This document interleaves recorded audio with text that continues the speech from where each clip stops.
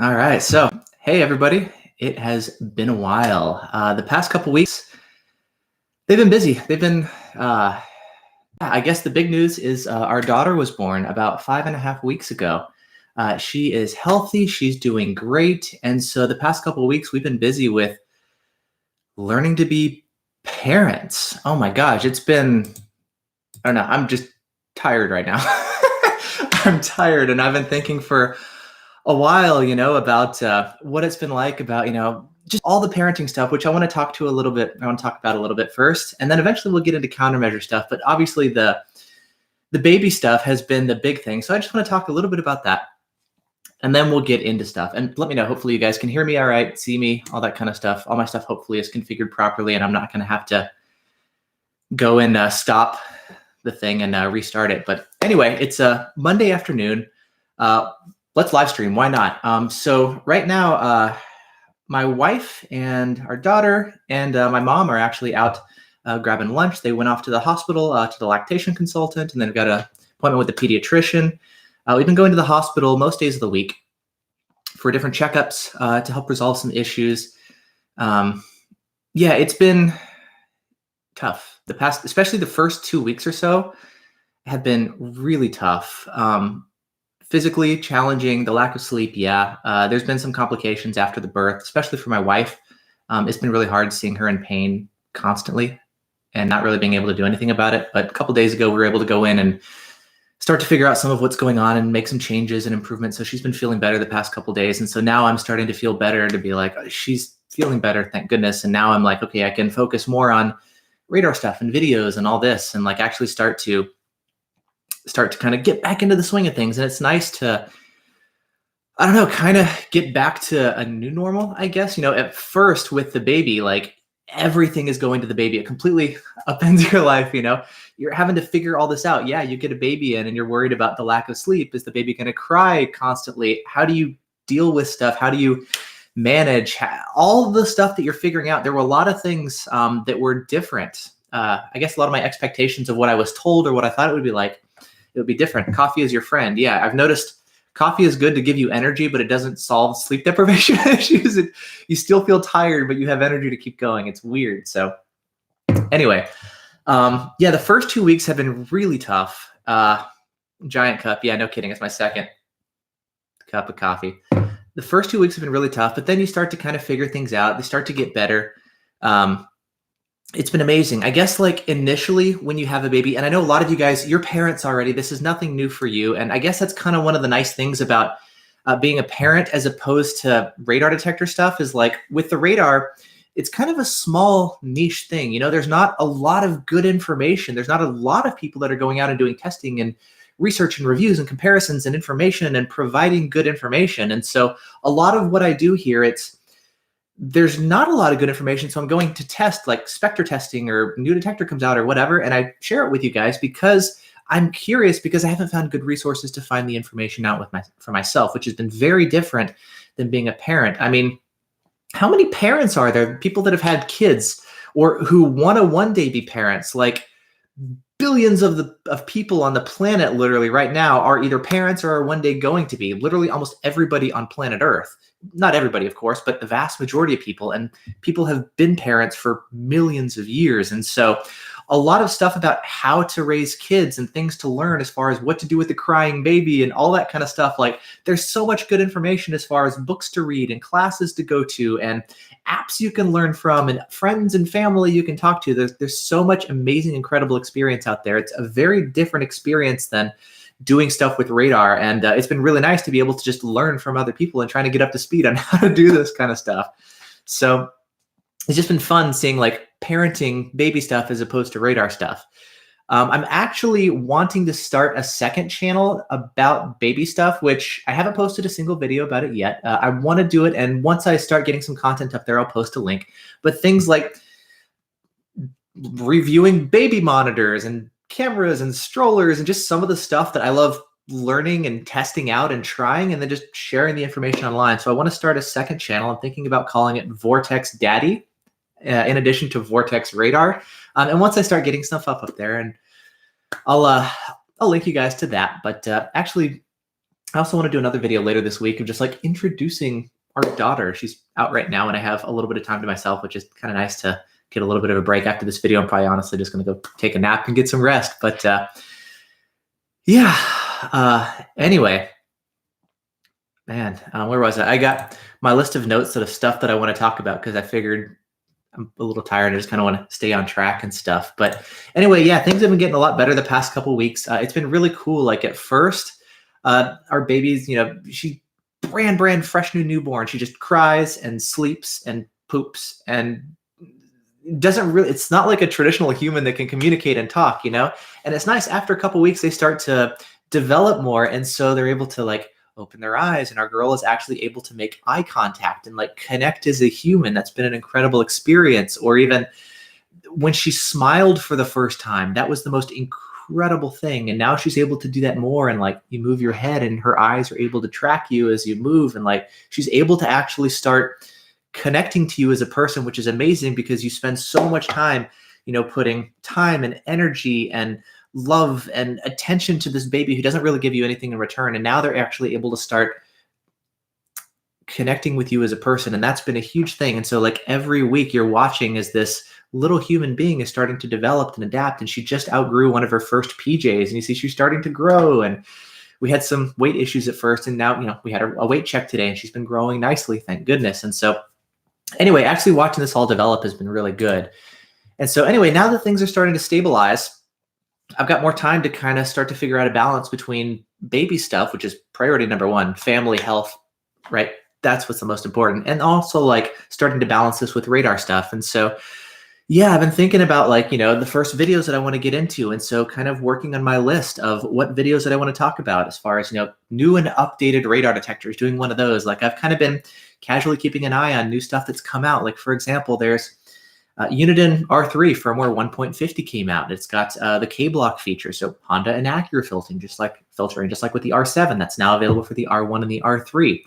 There's a new ALP CPU that's coming out. That's a black CPU instead of white. It's got additional memory. It's got some new capabilities for in-car radar filtering. If you've got a NetRadar DSP, and more advanced logging capabilities are going to be added. So all that stuff is still kind of coming out. I'm kind of putting all the notes together to put together on that. There's new firmware for the TMG CPU. There's new stuff working on behind the scenes in beta. So like there's still new stuff coming out for all sorts of different radar detectors and laser jammers, and new stuff that's I know coming down the pipeline that isn't available yet. And so I've kind of just been keeping track of everything that's been going on as far as just new radar detectors and laser jammers and dash cams that people are wanting to send me to test and review. And so I've got new dash cams in my wife's car that I want to work on, and just collecting video footage in the meantime so that once I get back into it, I'm like, oh, okay, here's the new parking mode capabilities and video quality comparisons to other dash cams. And so I've been kind of quietly working on stuff, even though I haven't been publishing videos yet. So a lot of stuff there. I apparently crossed 50,000 subscribers the other day, which is amazing. So thank you. Like I took a break. I haven't literally posted a video in a month and a half, and I have more subscribers now than I left, which is kind of amazing. So thanks to all you guys for being a part of this with me. This is really cool. I get to just do something that I love, and you guys are apparently enjoying it too. So total win-win. And I get to spend time with my family and still have this is my business now, have that continue to develop and grow, which is really cool. Nirmal, you're asking about the name for the other channel. I'm thinking about calling it Vortex Daddy in conjunction with Vortex Radar. So that's going to be what I'm thinking of the new idea. Yeah, baby monitors as opposed to security cameras and that kind of stuff. I kind of want to maybe cover security cameras on this channel and then maybe baby monitors on the other one. I'm still kind of playing with ideas on how that's all going to work. But yeah, so lots of new changes and developments and stuff going on. There's also been a lot of really good tests that have been done by a lot of you guys that you've been posting on the forum. So testing out new firmware versions, new filtering capabilities, and just lots of really good stuff that I think I want to cover in another video. I've kind of been in my notes again. When I do like new and updated radar detector videos, I also want to cover conducted by a lot of you guys recently. And so I've been learning a ton, and a lot of you guys have been learning a ton too. And so I want to highlight a lot of the great work that there's been changes on the forum. RDF has new administration now, which has been really great. There's been some issues before that there's now new people who own the forum and new moderators taken some work to kind of jump in a little bit unwillingly when I've been really wanting to focus on baby stuff, but it was kind of a fire that I needed to help jump in and put out. But a lot of that's been resolved and things are now much, much better. And so it's been great to watch a lot of the changes going on with the forum. It's weird though. I've been thinking about some of the videos that I want to post, and like one of the videos that I want to do is an updated one of the best radar detectors on the market. So I've got a stack of radar detectors over there. Basically the top 10 radar detectors from Escort and Uniden and Redenso, et cetera, all the manufacturers. The Windshield mount specifically. And again, I've got all my notes. The website has all this stuff covered, but I want to do an updated video version too. As new updates come out, new detectors, new firmware updates, a lot of things have changed. And so the old videos, of course, after a while do start to get out of date because the detectors are going to continue to evolve, and things that were applicable 6 months ago or a year ago, a lot of that stuff may still be true, but a lot of things have actually changed, which adjusts, what's best depending on what you need. So I want to do an updated version of that. That'll probably be one of the first videos. I want to do one of like, yay, here's our baby, and another one talking about best radar detectors, and another one like new and updated radar detectors. Those are some of the top priority ones that I really want to get into. So it's weird though. I've been noticing it's been a month and a half since I posted a video, and I've been so focused on baby stuff instead of radar stuff that to some extent, number one, I feel a little bit out of the loop, and number two, mentally, I'm kind of disconnected from radar things. I kind of have to get back into the swing of things. It's almost like I've been on vacation. Not really. It's not like I've been relaxing peacefully on a beach or anything. But, it's like, you spend the new K-Block you're saying, Carl, works great on the R3. Good. I'm glad you're having good experiences with that too. I've been so like kind of detached from radar stuff that it's taking me a little bit to sort of mentally get back fully into the swing of things. Kind of like when you go on to vacation and you're like, well, this is nice, been on vacation and I don't want to go back to work. It's kind of like that. Like, don't get me wrong, I love this stuff, but I'm kind of slowly easing back into radar stuff and baby stuff and finding kind of a new balance with both. Like, I work from home. My wife is on maternity leave, so our baby's going to be, here at home. So I'll spend a little time shooting videos and then help with the baby, and then edit videos and then help with the baby. Like, I've noticed it's tough to get a nice long stretch to sit down and really crank out content when I'm constantly having to stop and focus on baby stuff. But anyway, adapt. Cool. That's life. Adjust and keep going. But anyway, vacation from the baby. Yeah, I don't know if that exists. Yeah, depended too much on Vortex for the news. That's funny. Yeah, I mean, I've just kind of been referring you guys to the forums. It's, again, a great place that's where I get a lot of the information. There's a new update for ALP or for TMG or for Uniden or Redenso. A lot of that stuff is being posted there, especially once it goes public, and the information is available out for everybody. So I've just kind of been taking all that information and sort of compiling it into one place and turning it into a video and just going over everything. So it's not like the stuff I'm sharing is somehow secret or exclusive. Sometimes I guess it's something I've been working on privately and now I can share publicly, but really it's a lot of just public information that I'm taking notes on elsewhere, and every month or two I'll just post it up, So the information is there if you guys are really into it. I know, Dave, you're asking, I wish Uniden would send out emails for firmware updates. Yeah, that would be nice. If people had a way to say, there's a new update that's available for the radar detector, and here's what it adds. I know I posted something on my website for the latest Uniden update, 1.50 for the R1 and the R3, and it goes over the changes and stuff. I noticed a lot easier to post something on the website. If the baby's, I've got 20, 30 minutes, the baby's quiet, I can sit down and just crank out something on the website, which is a lot easier and quicker than actually sitting down and doing a video and editing and getting multiple takes and shooting B-roll and putting it all together and adding all the video description stuff. Like, it's just quicker to get stuff posted on the website. So a lot of times you'll actually find information there. I'm finding just works better, and it's easier for me to get information up that way as opposed to always doing the video, which is just, there's a lot more to it. And I love shooting videos. I'm not going to stop, don't get me wrong, but a lot of times it's just easier to do stuff in an article.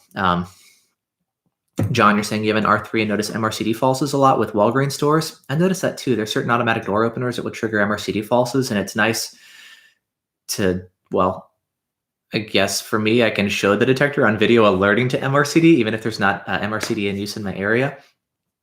So that's kind of a trick, but yeah, it does sometimes false. I notice a lot of detectors will false for one reason or another to Ford BSMs or different automatic door openers or something.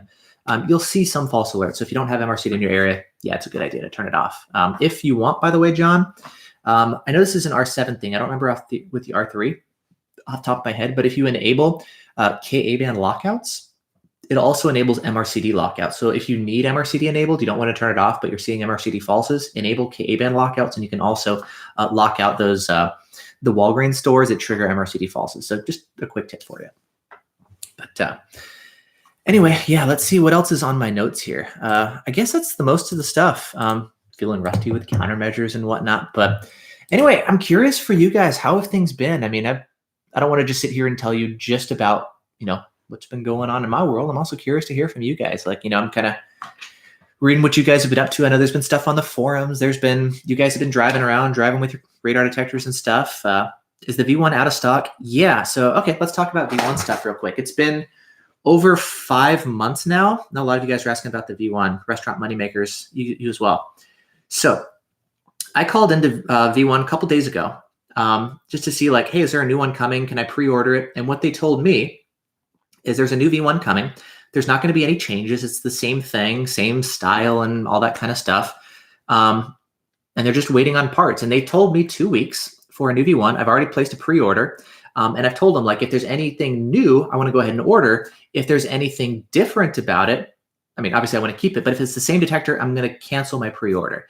Now, that said, a lot of people on the forums have also called in to ask about it over the past couple of months, and a lot of people are getting different information. Some people are saying there's going to be a new display. Some people are going to say, or hearing that the performance is different. So Valentine is actually telling different people different things, and so there's nothing concrete and really consistent about what they're saying. And so I'm just sitting back saying they'll release it whenever they release it. If it's going to be the same thing, if it's different, I don't know. We'll see whenever it is that they release it. It's crazy to see that it's been unavailable for so long. It's been almost 6 months now. And so we've literally all just been sitting here like, what the heck? Are they going to integrate Bluetooth into the detector? Is it a parts out of stock thing for the volume control? Or I have no idea what it is. So I don't have any information from you guys or for you guys. So there's just been tons of speculation for months and months on the forums. You guys can jump in and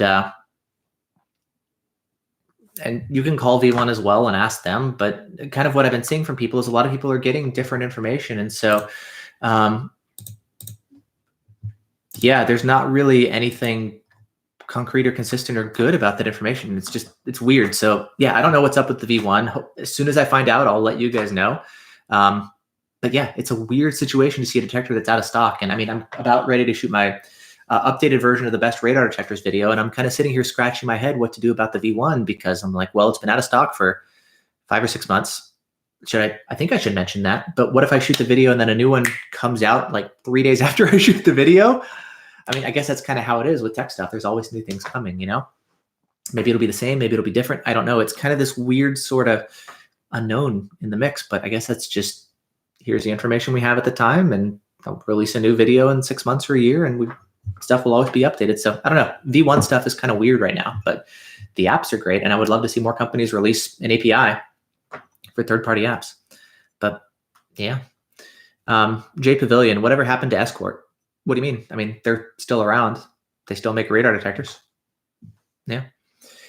I use a 4-channel Blackview dash cam. Yeah, me too. I do that as well. I had to do a lot of thinking because I drive a 2-door. Peter, do you do like the side cams? Do you do it like attached to the windows that go up and down, or on the trim, or do you do it on kind of like smaller windows that are fixed, or how do you attach your side ones? Oh, thanks, Brad. I appreciate that. Yeah, the super chat. So anyway, take a quick breather here. Have a cup of coffee. What else do I want to share? Anything new with Escort? Not really to my knowledge. I mean, we're still waiting on updates for things like the windshield mounts for auto JTK support. I mean, they've added it for the Max CI 360 and stuff, but we're still waiting on the firmware updates for their windshield mounts to give auto JTK support. I mean, I like the Max 360C. I think it's probably one of my favorite detectors as far as a windshield mount. It's a good one. I don't like the Redline EX. I just ordered it again just to have it for the video, and I've been running it again, and I'm not a huge fan of it. I know they've been updating and improving their detectors, but yeah, I mean, it's still, I guess, mostly the same with Escort. There's not really a ton there. Hopefully one day. Peter, you said you pulled down the rubber trim. Awesome. Yeah, I know you can kind of attach it. Somehow there's like different mounts you can get to attach to the rubber trim. So even as the windows go up and down, the side cams don't move. So It's a cool option. Half-Leedy Johnson, do you still think the R3 is good? Yeah, especially with the new updates. I mean, $399. A lot of times you can find it on sale now for like $350 or $300, so you can get it discounted and to get the performance and get the Honda filtering. And the BSM filtering is still, even with the Honda filtering, that really, really helps, but it's still not as good as like the Redensos and the Escorts overall in general, but it's much, much quieter now than it used to be. And so, yeah, it's still a great detector. Pros and cons, like anything. But yeah, it's a great detector. J Pavilion, a tutorial on how to make a 4-channel black view. Not really. I'm wanting to do that. That's also actually here. Thanks for the reminder. I'm going to add that to my list. 4-channel dash cam setup with Wi-Fi.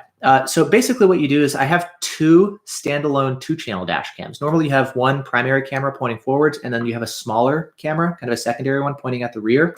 What I do is I have 2 independent 2-channel ones, and the main dash cams are pointing front and then pointing rear. And then the secondary rear dash cams are actually pointing out toward the side. And so one dash cam is pointing front and side. The other dash cam is recording rear and other side. And then I just go in and like pull out both memory cards, and I can sync them together in my video editor and stuff. And I create my own 4-channel setup, which has actually been really, really helpful. Just seeing either road rage or accidents where sometimes the front and rear ones don't see it, or people approaching your car from the side, or I've been finding it actually pretty helpful having the side dash cams. I just did it because, I don't know, I like testing and goofing around and seeing if it'd be useful, but I'm actually finding it surprisingly useful. So I've been liking that. So I'll do a video on it at some point, along with like how I've kind of done built-in Wi-Fi while I'm parked, so I can connect to my dash cams while they're parked and use them as like a security camera and stuff. Most of the Wi-Fi hotspots actually turn off when your car is parked. And so I've got like an OBD2 connection. What is it like? I got T-Mobile, so it's just like an OBD2 Wi-Fi hotspot that wires into a dedicated battery that stays on when the car is parked. So my dash cams have Wi-Fi and all the internet stuff. And I'll do a video just talking about that, but it's been a pretty cool thing. I've actually been really liking it. Peter, I caught a collision on my Blackview last week. Ooh, was hopefully not your car, maybe somebody else. Like, did you stop and share the footage, or how was that? Old kid, I ran my R7 along my Magnum. Magnum smoked, finally returned it after 15-ish years.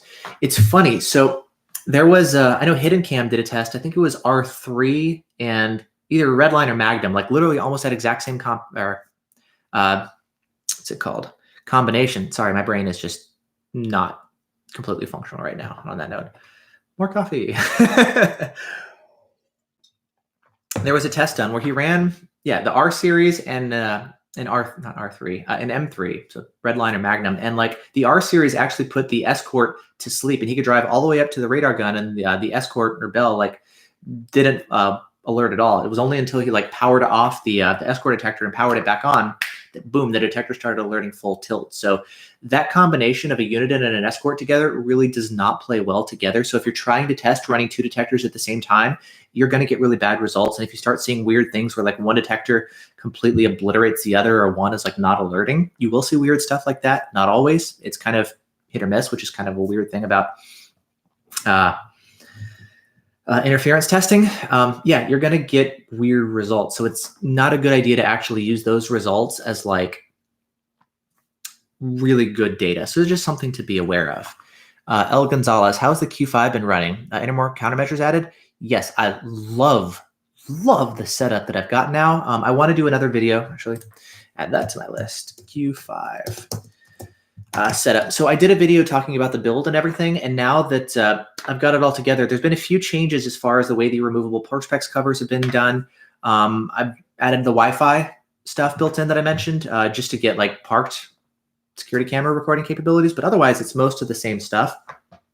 And now that I've had a chance to kind of use it and get familiar with it and collect footage and stuff, I definitely want to do a video just going over what the setup is like and what it's like using it and how everything has been installed. So I definitely want to cover that. Not a ton of stuff new compared to the build video, but there are a couple things, just tweaks and improvements and some changes. And I'll cover all that. Let's see, Peter, I shared the footage with the driver with the green light. I hope it helped. Yeah, definitely. I've done that as well, and they didn't get back to me with like how it helped, but I'm sure it did if they've got information that they can send over to the insurance company and the police and stuff. Usually it helps really kind of expedite the process and prove that the person who was not at fault was not at fault, because he said, she said can definitely come up And even witnesses, I find, either misremember or whatever. And so it's good to have a dash cam because the dash cam footage doesn't lie. So it's really good having that. Yeah, Zeke Brad, do you find out about the R7 lockouts? No, we're still waiting. The auto lockouts, it's weird. It's been a while. I have no idea what's taking so long. I even asked him about that, and I don't know. Is it legal issues? Is it technical issues? Is it like, what's the deal? But yeah, we're all still waiting on auto lockouts for the R7. There's multiple patents on lockouts. Is it patents expired this year? Is it due to patents that expire next year? Like, I'm not a legal professional or anything. I'm just kind of going off by what other people are honestly telling me who know more about this or the company and stuff. And so, yeah. Oh, and I guess, Henry, you're asking, have you ever considered selling an expert witness service for court cases? No. I'm not a lawyer. I don't want to get involved with any sort of like legal stuff. I am more of an engineer. I like doing tests and reviews and comparisons of the products. So I don't want to get involved with any sort of like legal stuff, going to court to say how things work one way or another. I don't like being customer service or tech support for people. Like, I, of course, want you guys to have the assistance and help that you need. And so, like if you need tech support stuff, go to the forums or contact the company, and they literally have people sitting around, ready to answer questions over the phone or email or chat or whatever for all the different stuff. So if you guys have questions, I want you to get the help, but those are the best places to go to. So no, I don't do customer service or tech support or any sort of like going to court and doing expert witness stuff. That's not really what I want to do. I like to focus on being engineer, third-party independent tester, and just focus on tests and comparisons. And that's kind of the sort of specialty that I like to focus on, So let's see. Anything new from Redenso coming? Hopefully soon. I'm sure once they have more information to share, they will. But yeah. Let's see. Interesting. I drive a newer Volkswagen. My V1 falses to my BSM. Interesting. Most Volkswagens shouldn't alert to that. I know some of the apps have like in-car BSM filtering, and the new NetRadar DSP, it's actually going to be building that in. I mentioned the new ALP CPU that's coming out. It's going to help with those of you guys who are getting BSMs from your own cars. So NetRadar DSP is going to be able to do it. I don't know if there's something for the V1 itself. There's not anything for the V1, but certain apps actually have filters built in, but it's not great because the detector is always going to be alerting to that. You can't like segment out that frequency range and just say, don't alert to that. But Volkswagens shouldn't be causing BSM falses typically. I have seen some older, actually, what year is your Volkswagen? I know there's some older Audis, but that was like 4 or 5 years ago that were causing BSM falses. The newer ones don't have those issues. I drive an Audi BSMs. I don't have those issues, but I'm assuming that the newer Volkswagens, because they're like Audis, they're using a lot of the same technology, Volkswagen Auto Group. So I don't think that that's should be an issue, but that's kind of weird. Irby, what's the best windshield radar detector? There isn't one. What's the best car that's universally the best for everybody in every situation? There isn't one. What's the best music? A lot of this stuff, it's really subjective. It depends on your personal preferences, your personality, on where you're driving, on your budget. There isn't one. And so for that reason, like, I definitely want to do an updated video that goes over the stuff and, covers like R7 if you want best performance, maybe best plug and play. The Max 360C is very well-rounded. Auto lockouts, BSM filtering is a little bit better, but the R7 has longer range and MRCD. Redenso, if you don't need the arrows, has great filtering and the best MRCD available. The Redline EX, best RDD immunity if you really, really need that capability. But you have other detectors like the R3 and the Pro M, which are still quite good as well. So just head over to my website. Just take a look at vortexradar.com, and you'll see links for like the best radar detectors, and you can read over that stuff. And I go into all that because it's a simple question, and it's a great question that there's not a simple answer to. And that's kind of one of the things I want to do in the next video is figure out the best way to come up with simple answers to a simple question. It's still a thing. I've been spending years trying to do exactly that. So Luke Reader, is Washington State Patrol using KA and laser? Yeah, those are the most common things they use. They use primarily MPH-B3s. Some of them do use stalkers. There's some K-band that you'll see outside of the Seattle area, up and down I-5. Laser, it's primarily PL3s. You'll see some True Speed S. There's no Dragon Eye or anything. They also do use aircraft stuff and Bhaskar, where they'll just kind of like with cameras, track speeds, and they'll radio down to cars and chase cars down on the road. But it's primarily Ka-band radar, a little bit of K-band, especially in some of the smaller cities, and then some laser as well. So let's see. Old kid, I find that almost all police still use K-band. Yeah, a lot of them do, depending on where you're driving. A lot of police are using K-band.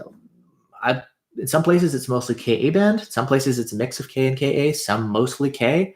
This really does vary all around the country. And so there's not one size fits all. Just people use different radar guns, due to all sorts of reasons, contracts, and they have purchasing agreements with different manufacturers and deals they get and whatever. So Fireman Z, hey, Vortex purchased an R1 at the beginning of the year, never updated it. It's been running great so far. Is there a good reason to update it? Yes. If you need MRCD, there's that. But the biggest thing is Honda and Acura filtering with firmware 1.50. Definitely update. You'll get much better BSM filtering. So I would update, if nothing else, just for that feature alone. So if you're running an R1, it's a good time to update. TS, is there anything preventing the R3 from making, oh, great question. It ties right in. A radar block for Mazdas in 24.123 or 24.124?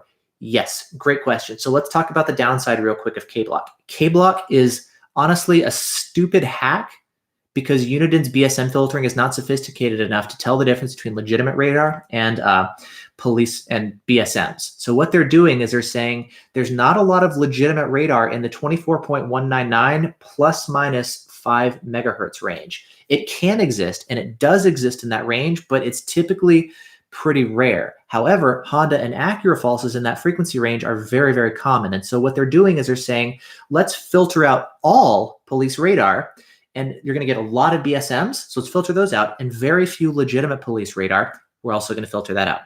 Now, police radar, it's designed to transmit at 24.125 or 24.150 plus minus 100 megahertz.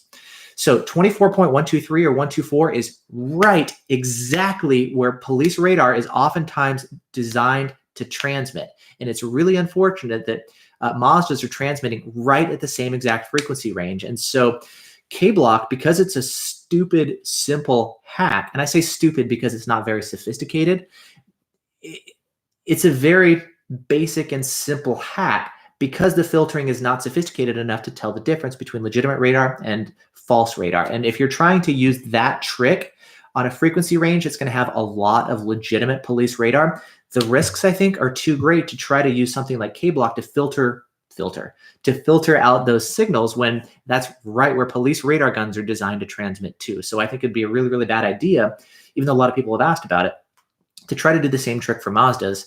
I hope a company one day can come out with something more sophisticated, because Mazdas especially, they false everything. Unidin, Escort, even Redenso, everybody. And so, yeah, they're really annoying. And I'm really hoping somebody comes out with something more sophisticated that can truly tell the difference. And I know everybody likes to talk about range, but I think moving forward, one of the biggest things they're going to have about radar detectors is to have something more sophisticated that can truly tell the difference between police radar and BSMs. That, I think, is going to be one of the biggest things, more so than just range alone. I mean, there's other things too, of course, design and mount and MRCD and how well the arrows work and RDD immunity. Of course, there's a lot of other stuff too, but that, I think, is probably going to be one of the biggest things as we move on into the future.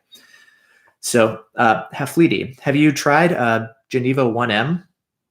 Nope. The closest thing I've tried is when I had the RCM. Before it came out, it was the Redenso RC, and before that, the very first one I tried was the remote version of the Genevo version of the Genevo Detector, and it was a little bit different. It had different segments designed for international usage and stuff. But oh, hey, what's up, Dukes? Good to see you. Redenso and Genevo, they're different companies. They may source some of the same hardware, but they have different features. They've got different requests. They're doing different things. And so while, yes, there is some overlap, they're very different companies. And so I've tried some in the past. I think the first Redenso Pro M that I tested, it was a Genevo branded detector. And then eventually we loaded Redenso firmware onto it. But since then, there's even been changes like with the Pro M and then the second gen Pro M. There's been some splitting off on the hardware side too. And so I don't test the Genevo detectors because they're designed for being used over in like Europe and other countries with different radar guns. And I don't have those radar guns here. And so it makes sense for me to test American detectors against American radar guns, which is what I see every day. And so I don't test European stuff. I don't review it. I don't cover it. It's up to somebody else who actually could buy that stuff and face the European threats and all the different things that you guys have. I know a lot of times GPS is a useful tool. So it's a great opportunity for somebody who, if you love these videos and you want to do something similar, please do it in Europe. I would love to learn more. I know one of the New Zealand guys, actually, I made a note here, has actually been spending time covering all the best radar detectors from New Zealand and going over the best, the different threats and radar guns and frequencies in use and radar detector options that are available and how they compare in testing, and New Zealand firmware versus American firmware and the differences and where to source the detectors, and if you should get an American detector or if you should get a New Zealand version. Like, people have actually been spending time, and I'll link to this later in I think the next video, or the new and updated radar detectors. I want to cover that too. But people have actually been spending time covering stuff that is appropriate for where you guys live, and that is awesome. We always need more and more of this. I do my little thing here for the US, but you guys asking about international detectors for Canadian, European, Australian, Saudi Arabia, South Africa, Brazil, a lot of you guys are asking from all over the world. A lot of it, it's a great opportunity for you guys to step up and start doing the same sort of thing so we can all work together. And I would love to see your videos and learn from you guys, just like you're learning from me, so yeah, I guess that's kind of I'll get off the soapbox about international stuff, because that's kind of my take on that. But J Pavilion, you use Waze, right? Yeah, it works great with Apple CarPlay. It's awesome. It integrates really nicely into the car. Ties in really well. So it's great. Somebody was asking, I saw about the Max CI 360. Let me scroll up to that real quick. 1 second. Luke, just want to say thanks for making me buy a Max 360C. Oh, I didn't make you buy it, but I'm glad you watched the videos and you found it useful and you're liking it. I mean, do whatever you want. You can buy anything or something I don't recommend. I don't really care. I'm just happy to share what I find. But if you guys watch the videos and they help you, great. Let's see. Where's the Fly Guy? Quick chat. I was getting sold on the new wired Max CI 360. Worth the money? Yeah, I like it. It's one of my favorite radar detectors as far as the remotes. That and the Redenso RCM, which is continuing to be improved upon, and the NetRadar DSP, which is actually getting some new updates, especially the in-car BSM filtering, which I mentioned before. Really cool stuff there. And so that's kind of going to be changing the dynamics. And so, yes, I like the Max CI 360. It's definitely one of my favorite radar detectors on the market. It's expensive, and I think it's better being paired with an ALP for laser and not S-Quartz jammers. But on the radar side, I think it's a great detector. RDD immune, good BSM filtering, great range, auto lockouts, Bluetooth integration, nice display, good interface. I mean, it's a solid option. Redenso, again, is improving. They've got a lot of good stuff, better BSM filtering, MRCD support. NetRadar DSP is continuing to get better. So I think that stuff is going to be changing. I'm kind of waiting for the dust to settle with a lot of the changes that are actually occurring as we speak. And so I'm going to hold off on doing an updated best custom installed radar detector. I do have some information on my website. You can go ahead and check that out, which will eventually start to become a little out of date. But yeah, the Max CI 360, I think it's a great custom installed radar detector. Pros and cons. Some people will like it. Some people won't. That's like anything. Cool. 7 blocking. Hey, Vortex, is it worth buying a Redenso Pro M or a radar detector with more performance if you live in the city or suburbs? I don't think the Pro M is necessarily lacking in performance.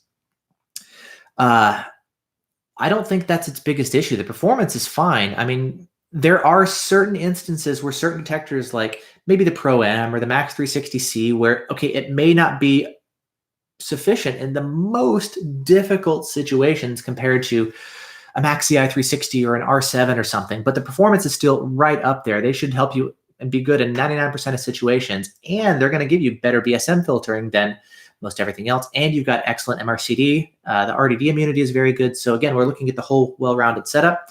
My biggest complaint on it is, honestly, one of the things is like the sounds. I don't really like the alert tones for K and KA. I don't like the frequency display, the way it's been done.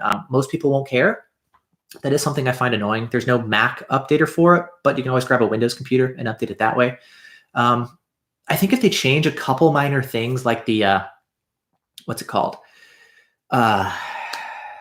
Auto lockouts would be cool to add, maybe. I wish the build quality was a little bit better. The power cable, it's a barrel connector. There's no remote mute button, but I don't use that anyway. I've got it hardwired. I think the biggest thing is the alert tones. If that changes, I think that would really, really help. But yeah, I think it's a great detector. It's probably one of my top three. R7, Max 360C, and Pro M, I think, are probably my top three choices. So yeah, I think it's a great one. It's got auto city mode to help quiet it down. Out of the box, it comes super quiet. So if you're wanting a Pro M, I think it's a great detector. It's my favorite out of all the Windshield Redenso mounts. Yeah, I've kind of forgotten about like the SP and the XP, honestly, because of other detectors like the Pro M. Let's see. Paul, is Uniden ever going to have a remote radar detector? Maybe. Who knows? One day. Be cool to see them, actually come out with that. A lot of people ask about that all the time, but the Net Radar DSP is based on the same platform as the Uniden R3, and you can get it with a rear antenna to give it arrows like the R7. So if you want that performance, it's called the Net Radar DSP. It already exists. It just has a Net Radar label on it. Now that said, even though the platform under the hood is the same, and so the performance and BSM filtering is different, software-wise, they're very different in terms of features and interface. And I mean, you've got K-band segmentation, which is kind of like K-block with the Net Radar DSP. It requires a phone for your lockouts for the Net Radar DSP. Like, there's going to be some differences in the interface and stuff, but if you want a R3 platform and a remote, it's available under the Net Radar brand. So just something to be aware of. They don't necessarily like talking about it that way because they want it to be, the Net Radar is not Uniden and Uniden is not Radar. They're completely different companies, but they are sharing the same underlying platform and then have a different interface and features and all that kind of stuff wrapped around it. So just something to be aware of. Chiyun, so based on what you're saying about Uniden's K-block, would it be worth turning it on when driving outside of California? I think for most people, it makes sense to run K-block. Pros and cons to everything. It's always a risk versus reward,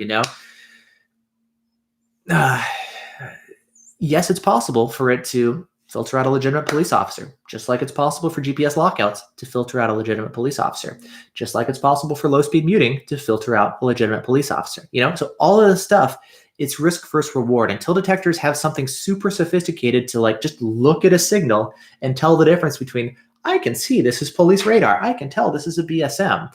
Because all the signals to a radar detector look the same, they're relying on things like K-block or lockouts or low-speed muting or TSR or pretty simplistic filters, to be honest. So there's going to be risk versus reward. And so a K-block, I think for most people, it makes sense to run it.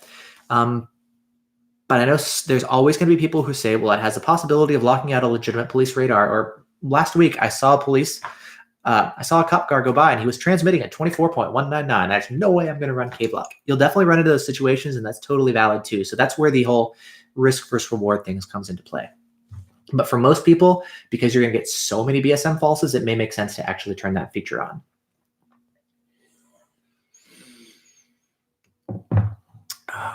A lot of you guys are, again, asking about the V1. Don't know. I've got one on pre-order, and hopefully it comes out new if it's the same detector. I talked about it earlier in the video. None of us know. A lot of people have called in about the V1. We're all getting different information. Some people are saying the new V1, it's going to have new features or Bluetooth integrated or a new design or a new display or a new radar detection platform. They told me it's going to be all the same. I don't know. So we'll see. We're all still waiting. So no new information on a new V1. Let's see. Question. I got a BMW 530 E60 with 3 ALPs front and 2 rear. Do you recommend swap front or rear for the TX? So if you're in Boston, most places in the US, they shoot front. There are some places that will also shoot rear. There's a few places here and there, I think primarily in Edmonton, for example, they shoot mostly rear and some in the front. Now, here in the US, most places, the front is going to be what you're going to want to be protecting. So if you're going to be doing 3 heads in the front, 2 in the rear, that makes more sense than trying to do maybe 2 in the front and 3 in the rear. So if you're going to be focusing more on one side or the other, put the majority of the protection on the front of the car. If you want to do 3 front and 3 rear, that's what I run. That's what I find works the best. Definitely makes sense. Go for it. But if you're deciding 3 versus 2, I mean, the ALP is designed natively to do 3 front and 2 rear, and then you do like splitters and stuff to do a 3rd head in the rear. So I guess long story short, focus more on the front if you're deciding between which one should get priority. If you want to do 3 front and 3 rear, that's going to give you, of course, the highest level of protection. I feel the V1 rollout is going to be super lackluster. And now we're all sitting here wondering, is it going to be, well, we got almost 6 months of just drum roll here. You know, we're all sitting here wondering, is it just, we don't know. It could be a womp womp. It could be something super exciting. Nobody knows. So we're all still here waiting. Is there a real police on the 24.19 frequency range? Yes. Again, police radar can be anywhere between 24.125 plus minus 100 megahertz or 24.150 plus minus 100 megahertz. And there's also some now that's transmitting down as low as like 23.9-ish that we're seeing in certain areas. So yeah, police radar can be all over the frequency range where radar detectors scan, which is why K-band segmentation stuff is usually not as helpful on K-band as it is on Ka-band. Ka-band segmentation, great option. Police only transmit in very small frequency ranges within all of K-band or Ka-band, versus on K-band, they can transmit most anywhere. So let's see. We better serve with the net radar and ALP versus R3 and ALP. My personal opinion, I like the R3 better than the net radar. The reason is I don't really like the net radar and ALP integration. You run into weird conflicts with running them both together. My biggest complaint with the ALP, I think it's a phenomenal product, but one of my biggest complaints about it is the fact that there's one port for the control pad to press buttons, for the Bluetooth module to interface with your phone, as well as the hi-fi module for your speaker. So Bluetooth, control interface, and speaker are all running off of one port, which means if you're trying to run all of that stuff simultaneously, you'll find it can't do everything and communicate to everything simultaneously. If you try to do Bluetooth for GPS lockouts, all of a sudden, boom, now some of your buttons don't work for muting your radar detector or creating your lockouts. Oh, you want Bluetooth for your lockouts? Cool. Well, now you've lost your external speaker for your audio alerts, and now you're reliant on your alerts going through your cell phone and then out through your car stereo, which may not always work if you're on the phone or if you've got your stereo turned down. So there's all sorts of just weird conflicts because of the fact that the Bluetooth module goes into the control pad module, because of the fact that there's no dedicated speaker port to plug in a speaker, just like there is on every other custom installed radar detector. So there's weird things like that. And if you try to tie in radar and laser into the ALP, you get weird things with the audio and the interface and the control and stuff. And I personally don't like that. And for that reason, I prefer running the ALP only on laser and running a separate radar detector for radar, whether it's a custom installed one, you know, it could be an Escort or a Redenso or a Windshield mount. Redenso, Uniden, Escort, doesn't matter. I prefer having ALP laser only and then a separate radar detector. Just my opinion. Some people are cool with the trade-offs. You don't mind always running your phone for Bluetooth and having your audio alerts play out through your car stereo. Cool, no problem. And you don't need the control pad for muting your radar signals or locking signal outs. Totally cool. If you don't mind that, yeah, you can integrate them and they'll work well. I guess other things I can talk about with the external LED and stuff, but long story short, I prefer running them standalone. So just my opinion. Some people run them together and they're very happy with it. Let's see. I love my V1 version 4. There is no version 4. I think the newest one is 3.8952. So there's no 4 yet. I don't know what you mean by version 4. Maybe something else. But let's see. Florentin, I just got ALP 3 front and 2 rear. Just wondering if I should swap one of the heads for TX. In short, the reasons to get a TX sensor is, number one, if you face the Dragon Eye, the TX head will perform better.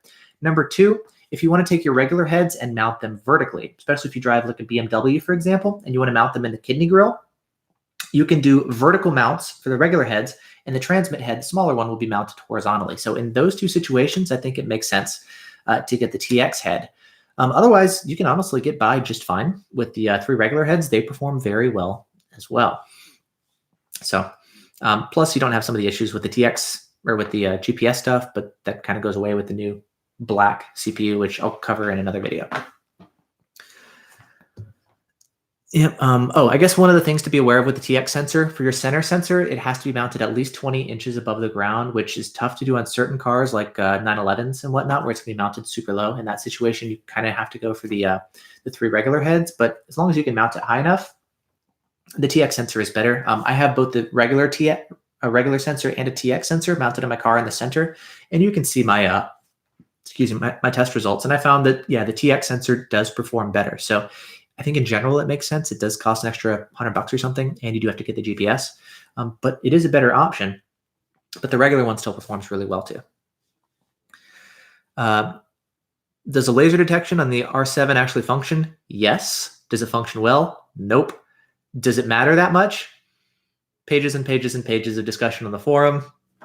I don't really care about laser detection on a radar detector. Some people definitely want to know when they get shot so that they can just get notified that they got a speeding ticket. Tons of discussion on that. I've done videos on it before. You can search. So yeah, just the sensitivity kind of sucks, and the filtering does filter out some radar guns. It's not great. I'd rather see them put their, energy into like auto lockouts or something instead of laser stuff that would probably require a hardware change. I'd like to see better laser detection and better sensitivity, but I don't think that's the biggest priority. So let's see. Vortex, Red Subaru is asking, I live on the border of Washington and Oregon. I love my R3, but K-falses happen on a regular occasion. Of course, they're going to happen with any detector. Thinking of the V1 of the R7, they won't solve your K-band falsing issue. Every radar detector is going to false to K-band no matter what. There is some K-band in use, and so you're going to want to have it turned on. I've seen it by the Washington State Patrol going between Seattle and Portland. I know Portland runs it. In Portland, they also have, what's it called? Photo radar vans that operate on K-band, so you'll need to have it there as well. So depending on where you're driving, yeah, you are going to want to have K-band, and yeah, you're not going to want to turn it off. Watchdog, is the Redline EX still worth buying? Let's talk about that real quick. So Redline EX. I bought one again because I wanted to cover it for my updated best radar detector video. I've bought an original Redline and sold it twice. This is my second Redline EX, and I'm going to sell or return this one too. So I've owned two Redline EXs, and I'm going to return it. This is a detector that I really, really want to like. I love the build quality, the sturdiness, the heft of it. I mean, it's a solid detector. The mount is great. I love the Escort tones and stuff. I think the chin is a little bit weird, having the beep button here and just some of the design stuff. I'm not a huge fan of the BSM filtering. It loves to just go off full tilt, which is something I see with Escort's M4, M4 Plus, and M3 based detectors. The Max series detectors at this point are the only ones that I really like from Escort, primarily because of BSM filtering. With the red lines, I like the RDD immunity. I like the Bluetooth, that kind of stuff. But the BSM filtering, I really don't like it that much. There's been, as far as performance, a lot of testing that has shown that the performance is worse than the original Redline. In other tests, it performs comparable to the original. Maybe due to terrain limited stuff, I don't know. But a lot of times we're seeing performance reductions with the Redline EX compared to the original, which was one of the big things that the Redline was known for. BSM or RDD immunity, this is going to be the stealthiest windshield mount detector that you can buy. But if you're looking for a stealthy detector, it's a big, bulky detector, especially with the mount here. It's going to be very obvious on the windshield. And so, I mean, for something that you don't want anybody to see, like this is a very obviously visible detector, which kind of starts to defeat some of the whole stealth stuff with the detector too, which is weird. So it's a detector that I would really want to like, and I keep trying to like it, but every time I get one, I don't like it. My opinion. Some people like it. Cool. So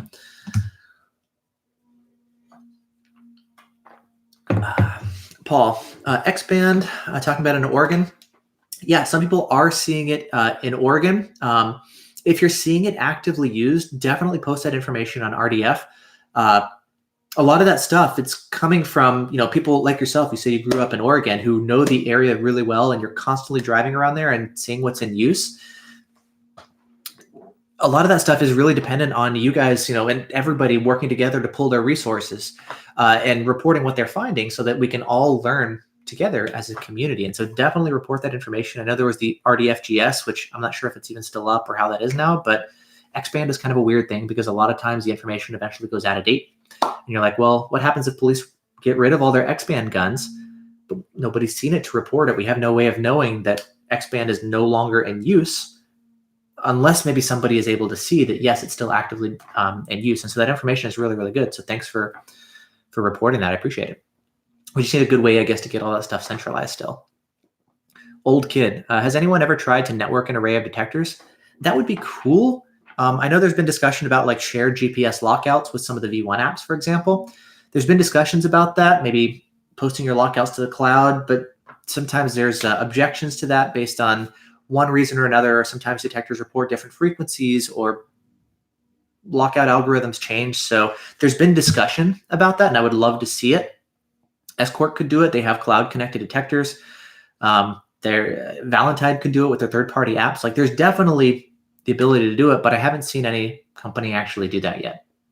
The closest thing to networked detectors is Escort with Escort Live, where if you get a detector that has Bluetooth capabilities, like it can alert other detectors through the cloud and other detectors can notify you. So kind of like Waze where you get notified by other drivers, you can get the same thing with Escort detectors. So that's the closest thing we have now. Back.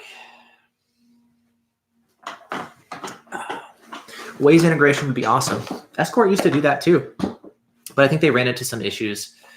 I don't know if it was like legal issues or contractual stuff or whatever, but eventually they kind of split off and Escort no longer reports Waze alerts or the other way around or however it used to work. That was years ago, but I think Google just isn't open to that, especially because they're monetizing that through their ads and all this kind of stuff. And yeah. Abdullah. Okay, this is funny. A lot of you guys, this happens all the time. Do you know if there's any radar detector that works in Saudi Arabia? I don't know.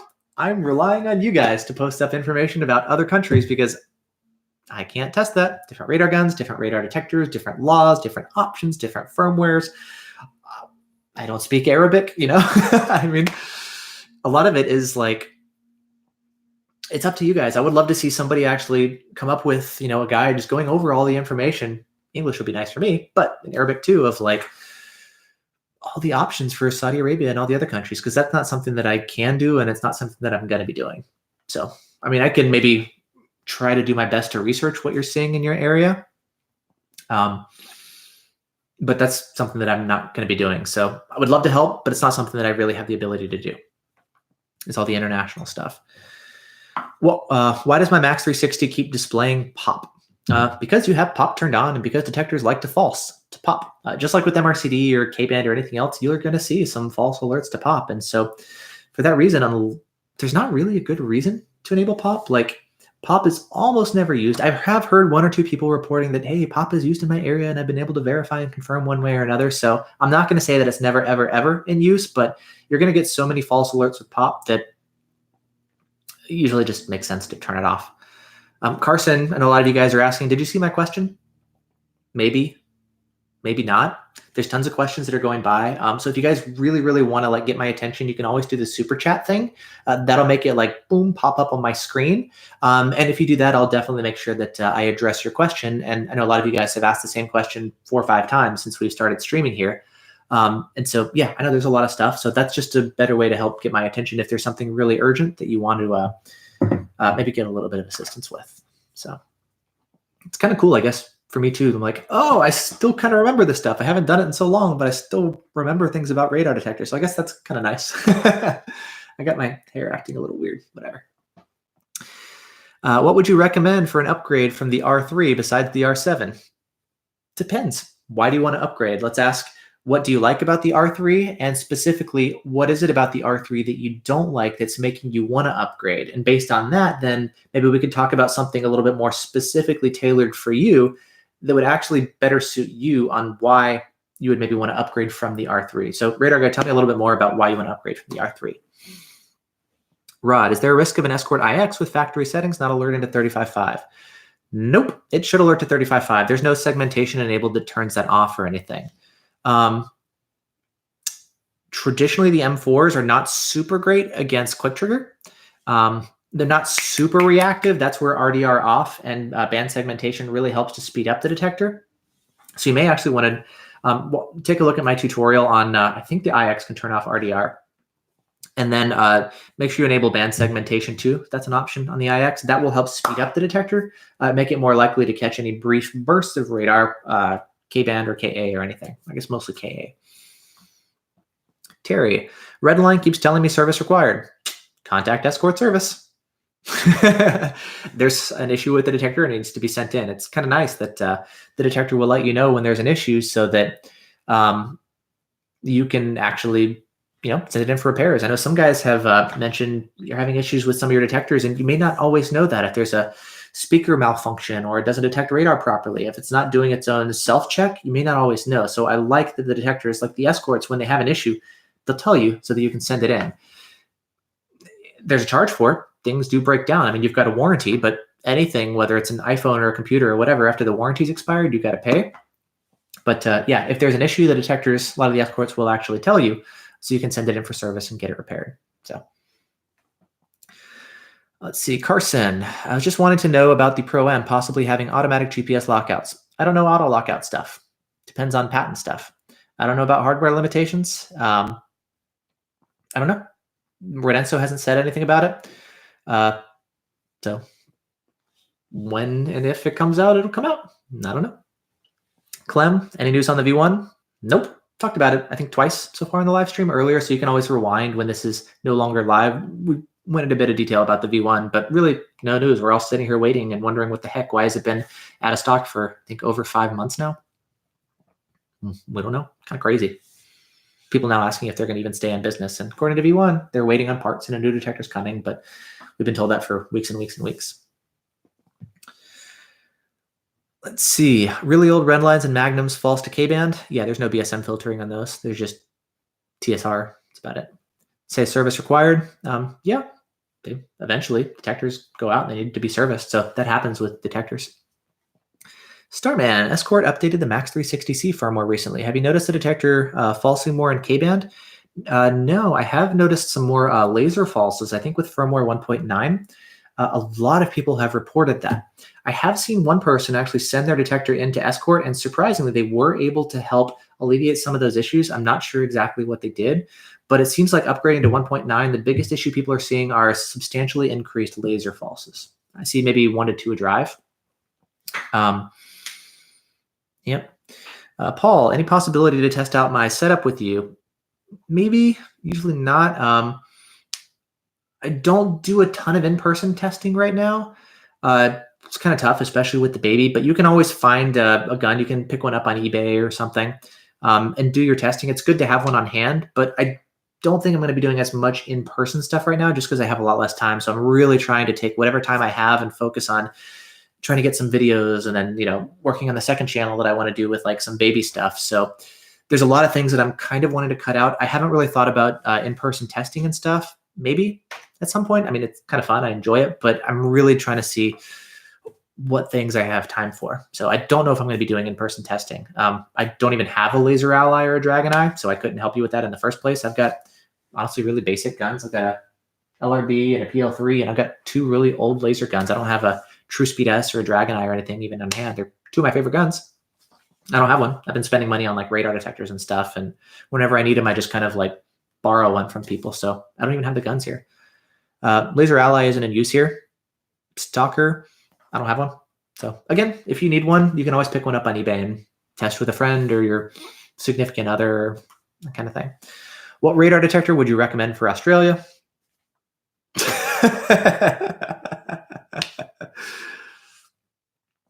Ask an Aussie. There's good information about New Zealand. Hopefully somebody in Australia will do the same thing and post some information. Chris, there's an intersection I go to and it always reads KA band. There's nothing there. Could be a speed sign. I have seen some KA band speed signs, I think in California. Sometimes there are some satellite dishes that transmit on KA and can cause false KA alerts. Could be that if it's passing by a house. If that's the case and you're always seeing the same radar signal on KA band and and you see it's always the same frequency, you could consider enabling KA band lockouts and just locking out that false alert, because there are some rare sources of KA band falses. It doesn't happen often, but you can always enable KA band lockouts. Sorry, I don't know if you have an R3. I misread that.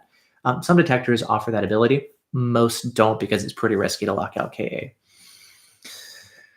Let's see. Some detectors leak KA. Very annoying. That's true. Some older Cobras especially, they'll cause like 33.6-ish falses, sometimes even like 34.7-ish. But those are usually mostly moving falses. If it happens every time you pass by the same area, it's going to be a stationary false, which is why I'm kind of thinking more Oh, you have an R3. Okay. Enable Ka-band lockouts and just lock it out.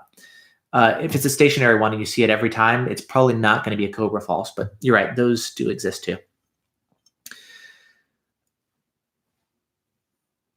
Haflidi, I have an R3 and there's one place that I can't mute entirely. Have to manually mute every time. K-band. It's not normal. No, you should be able to lock it out. I have noticed the only weird thing is sometimes, I don't remember if this also applies on existing firmware, but I remember seeing like some speed signs that can be down a really long straightaway, and you try to create a lockout, and it may lock out this section of the road, but not this section of the road. Or maybe the lockout locks out most of the road, but like, let's say this is the stretch of road, but you can pick the signal out here as well. And it can be kind of annoying because when you're driving here, the signal or the detector alerts, and then the lockout kicks in. And when you go to try to create the lockout, you run into weird issues to where like you go to create the lockout, but by the time you do that, it's when the lockout is already kicked in, and you wind up then unlocking the signal, and you have to go like re-lock out the signal. And there's weird things sometimes when you're picking up the signal just outside of the lockout radius. Hopefully that makes sense. And that's actually one reason that I like to actually have auto lockouts. It can kind of help address some of this stuff that you'll run into weird conflicts with manual lockouts like this. And that could be what's going on. It may be something else. I don't know.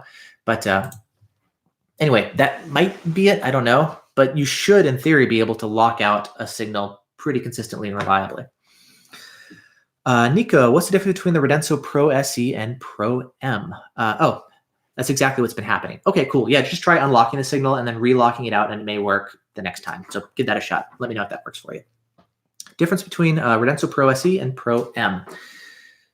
Pro M adds MRCD detection capabilities, and specifically the second gen one, it came out pretty quick after the original one, and now you'll only find the second gen one, has an additional hardware chip that does better frequency modulated radar detector recognition, which basically gives you better BSM filtering and MRCD and GATSO radar detection capabilities. And so they've discontinued the Redenso Pro SE. It had different color LEDs. I think it was like blue, red, and yellowish or something. They've gotten rid of all those just to have fewer SKUs. And they've added, there's now just the Pro M that has same performance, but better BSM filtering and MRCD support. And so the Pro SE is discontinued. The Pro M is now the current detector. Fewer display colors, but otherwise better detector, better BSM filtering, better MRCD, more future-proof.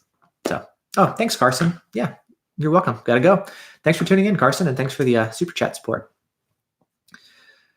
Horseshoe bend test. Rod Johnson, considering testing with someone in the forum. Oh, let's talk about testing a little bit. Is there value in a horseshoe bend test where a detector may acquire before the bend, lose while going off axis, and reacquire? Yeah, that could be a cool test. I mean, usually we're testing kind of off axis with the curve, but I don't know if there's been any tests done with 180-degree horseshoe bend. That's the cool thing about testing. There's so many scenarios. Try it, see what you find. Oftentimes you just like, I don't know how it's going to turn out, but I'll just go test it and see what I learn. And a lot of times you wind up learning a bunch of stuff that you wouldn't have even ever thought of until you actually go out and do the test. So I say, go try it. You may wind up learning something pretty cool. You may wind up learning something completely unexpected. I've noticed every time I test, I wind up learning something new, even if it's something I've already done before, or I thought maybe it would be completely useless, but I did it and I wind up learning something. And so if nothing else, you'll get better at actually conducting tests and maybe doing cameras or how to present information or whatever. You'll definitely learn and become a better tester. So I definitely recommend it. And as far as horseshoe bend testing, I don't know if that's something that you encounter and that's something you've seen police officers do in your area. I think it makes sense to, if nothing else, try doing what you see the police officers doing in your area, and you'll see what their capabilities are, as well as what's going on with the radar detector end, and seeing both sides of the equation simultaneously. It starts to make this whole radar detection thing make a lot more sense. So I definitely recommend conducting your own testing if it's something you're interested in. And yeah, try all sorts of cool stuff. Old Kid, is MRCD expanded in the US? Yes, it is in, I was trying to remember this off the top of my head. Maryland, I believe, has it. Chicago has MRCT. Where is it? I've heard rumors in Texas, but I'm not sure if that's actually legitimate. I think it's New York uses MRCD on some of their photo radar cars. I've got a whole list that I post in different videos and articles and stuff, but yes, it is slowly starting to show up here in the US. Sometimes it's fixed photo radar, so you can get GPS radar alerts just like you would for red light cameras and speed cameras. But it is slowly starting to show up here in the US. Same thing with like some of the GATSO-based systems, things like that. So it is slowly starting to show up. Decatur, they're coming out with a new radar gun, the Decatur Genesis. Here, I've got my Genesis 2. One second. So here's my Genesis 2. This is the current top of the line. Well, actually, the Genesis 2 Select is the newest one that has the directional capabilities. The non-select, I got this one specifically because its acquisition capabilities are a little bit better. It's a little bit faster at like QT and stuff. So I intentionally got the older non-select version. Uses different antennas. Anyway, Ka-band, K-band. There's a new version 3 that's going to be coming out. Also transmits some 35.5. The new display, more modern display, wireless controller. New antennas are going to be black, just like the Stalkers and the MPH, instead of the white ones, which eventually start to get kind of yellow over time, you can see. So a lot of new design things.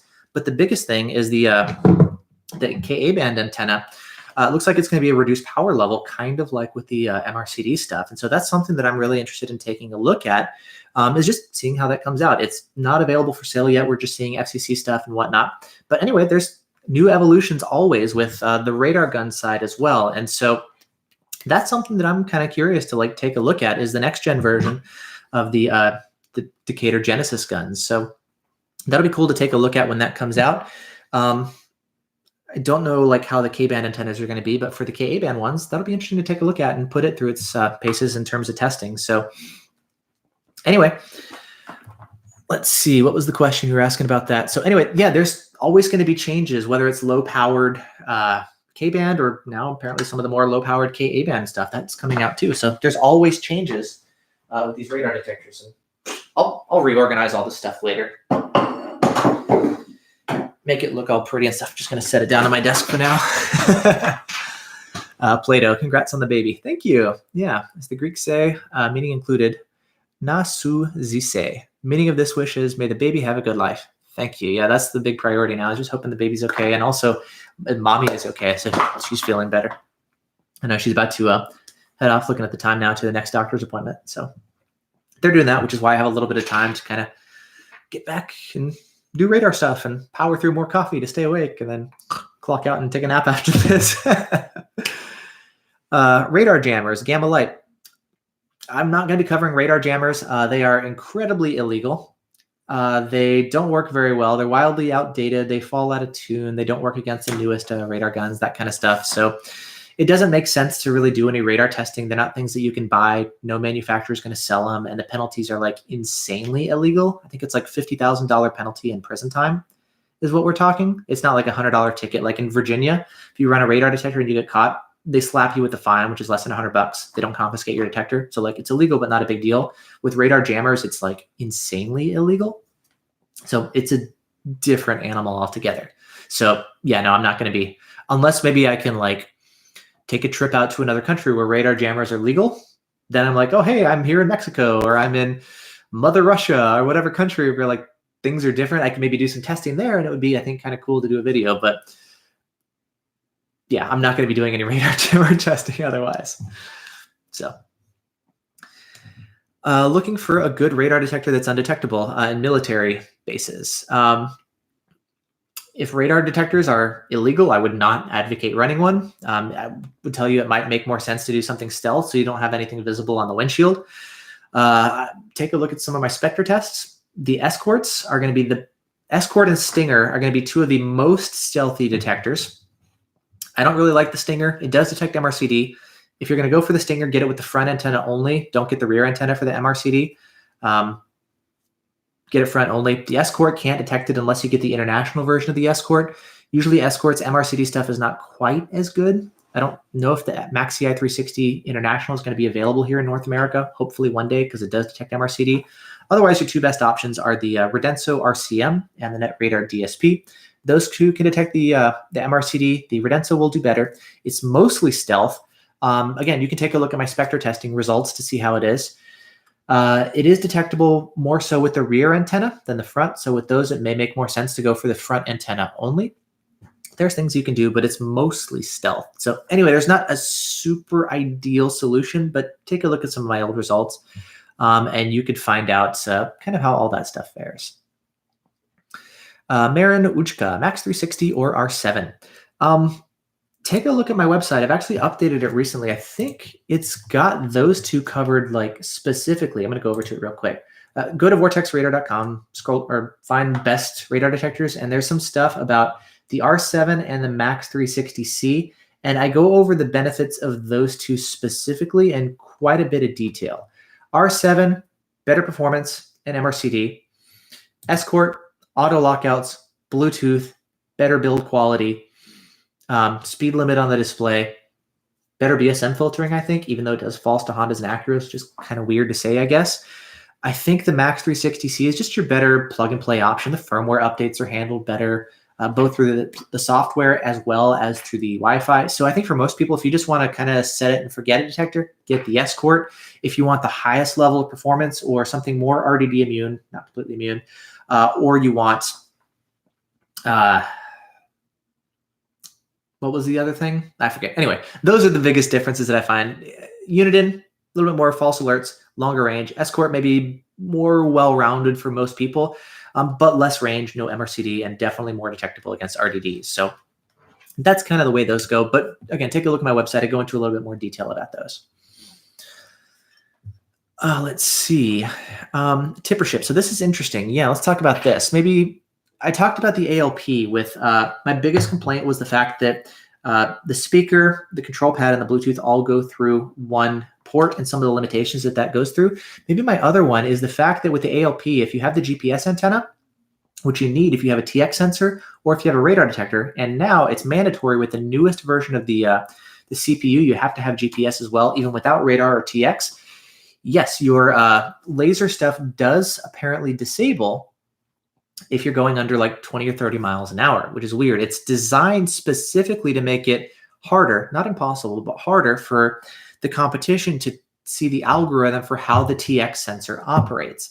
They can't just like fire a gun at it and just monitor what the different heads are doing. They do some kind of specific stuff there. And so the laser jammers are designed not to be operational when you're stationary and or at low speeds.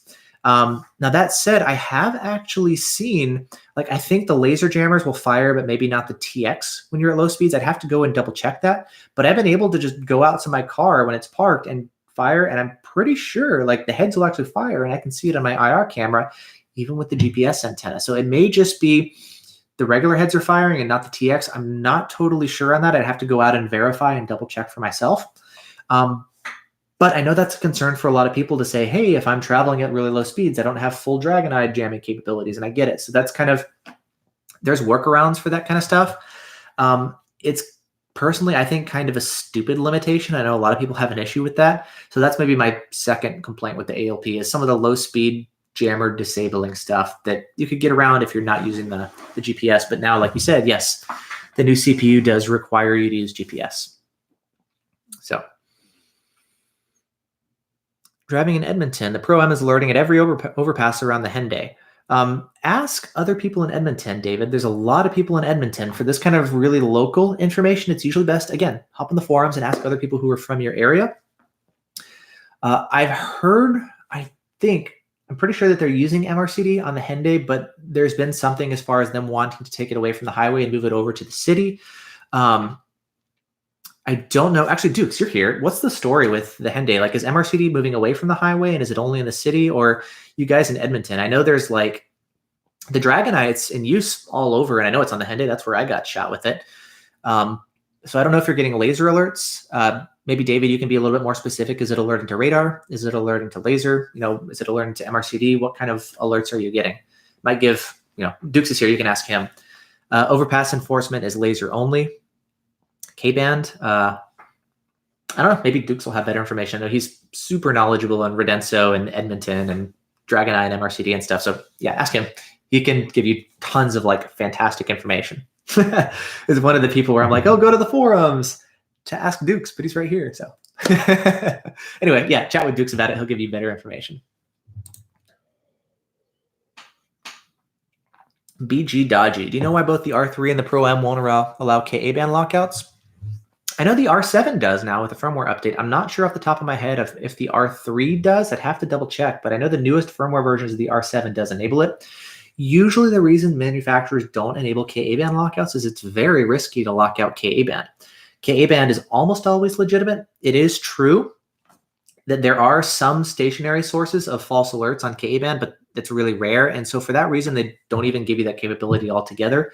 Sometimes there's like advanced options to enable KA band lockouts. Like I know the R7 has it, and I think there's probably one or two other detectors that have that capability, but most detectors don't give it to you because it's such a risky thing to do. The R3 does as well. Awesome. So yeah, download the latest firmware, 1.50. You should have KA band lockouts available as well. And if you're seeing the same frequency signal in the same location every time you drive by and you're 100% sure that's not a police officer, double tap the mute button and create a KA band lockout for that signal. Boom. It's okay. Doorbell's going off and my dog is like, there's somebody there. It's okay, buddy. Thanks for being a good guard dog and letting me know there's somebody at the front door. Probably Amazon delivering a package or something. Hey, buddy, come on up. Come on up. Good boy. Good boy. Big brother Albus. Got a new bandana. Mom got it for us as a gift. Big brother Albus. Now that he's a brother, he's got a little sister. So, do you know if any updates for the DFR9? I don't think so. I don't remember if there's been an update. The only one I know off the top of my head is there was a hardware change with the pre-production units that we had originally, and then they changed like the shell to make it a little bit less scratch prone.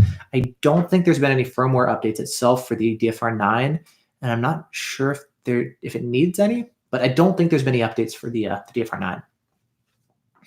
KA lockouts are disabled by default on the R7. Yes, they are. And also, if you enable KA lockouts, you'll also get MRCD lockout support as well. It says KA lockouts, but you actually get the ability to do both. Samsung 512 gig high endurance works on the Blackview DR900S. Interesting. I didn't know they had a high endurance. I thought the biggest was 128. Interesting. I didn't know there was a 512 available for that yet, but that's cool. I'm glad to hear the 512s work as well. I've been running a 256 in my DR900S. Let's see. Hybrid tint. I don't know what hybrid tint is, but yeah, basically if it has metal in the tinting, it is going to be affecting your radar detector capabilities. And so you'll need to do, what's it called? A custom install detector, unless you have like a little slot in the windshield somewhere for a toll pass or a cell phone with GPS or a radar detector. You can maybe stick a radar detector there. But if you have a lot of tinting, you're typically going to need a custom install detector in the grille to kind of bypass any sort of metallic tint in the windshield, which will block most all of the signal going to your radar detector. DFR9 database update, Matt Guy is saying. Okay, yeah, thank you. So yeah, no updates for the radar detector other than the GPS stuff.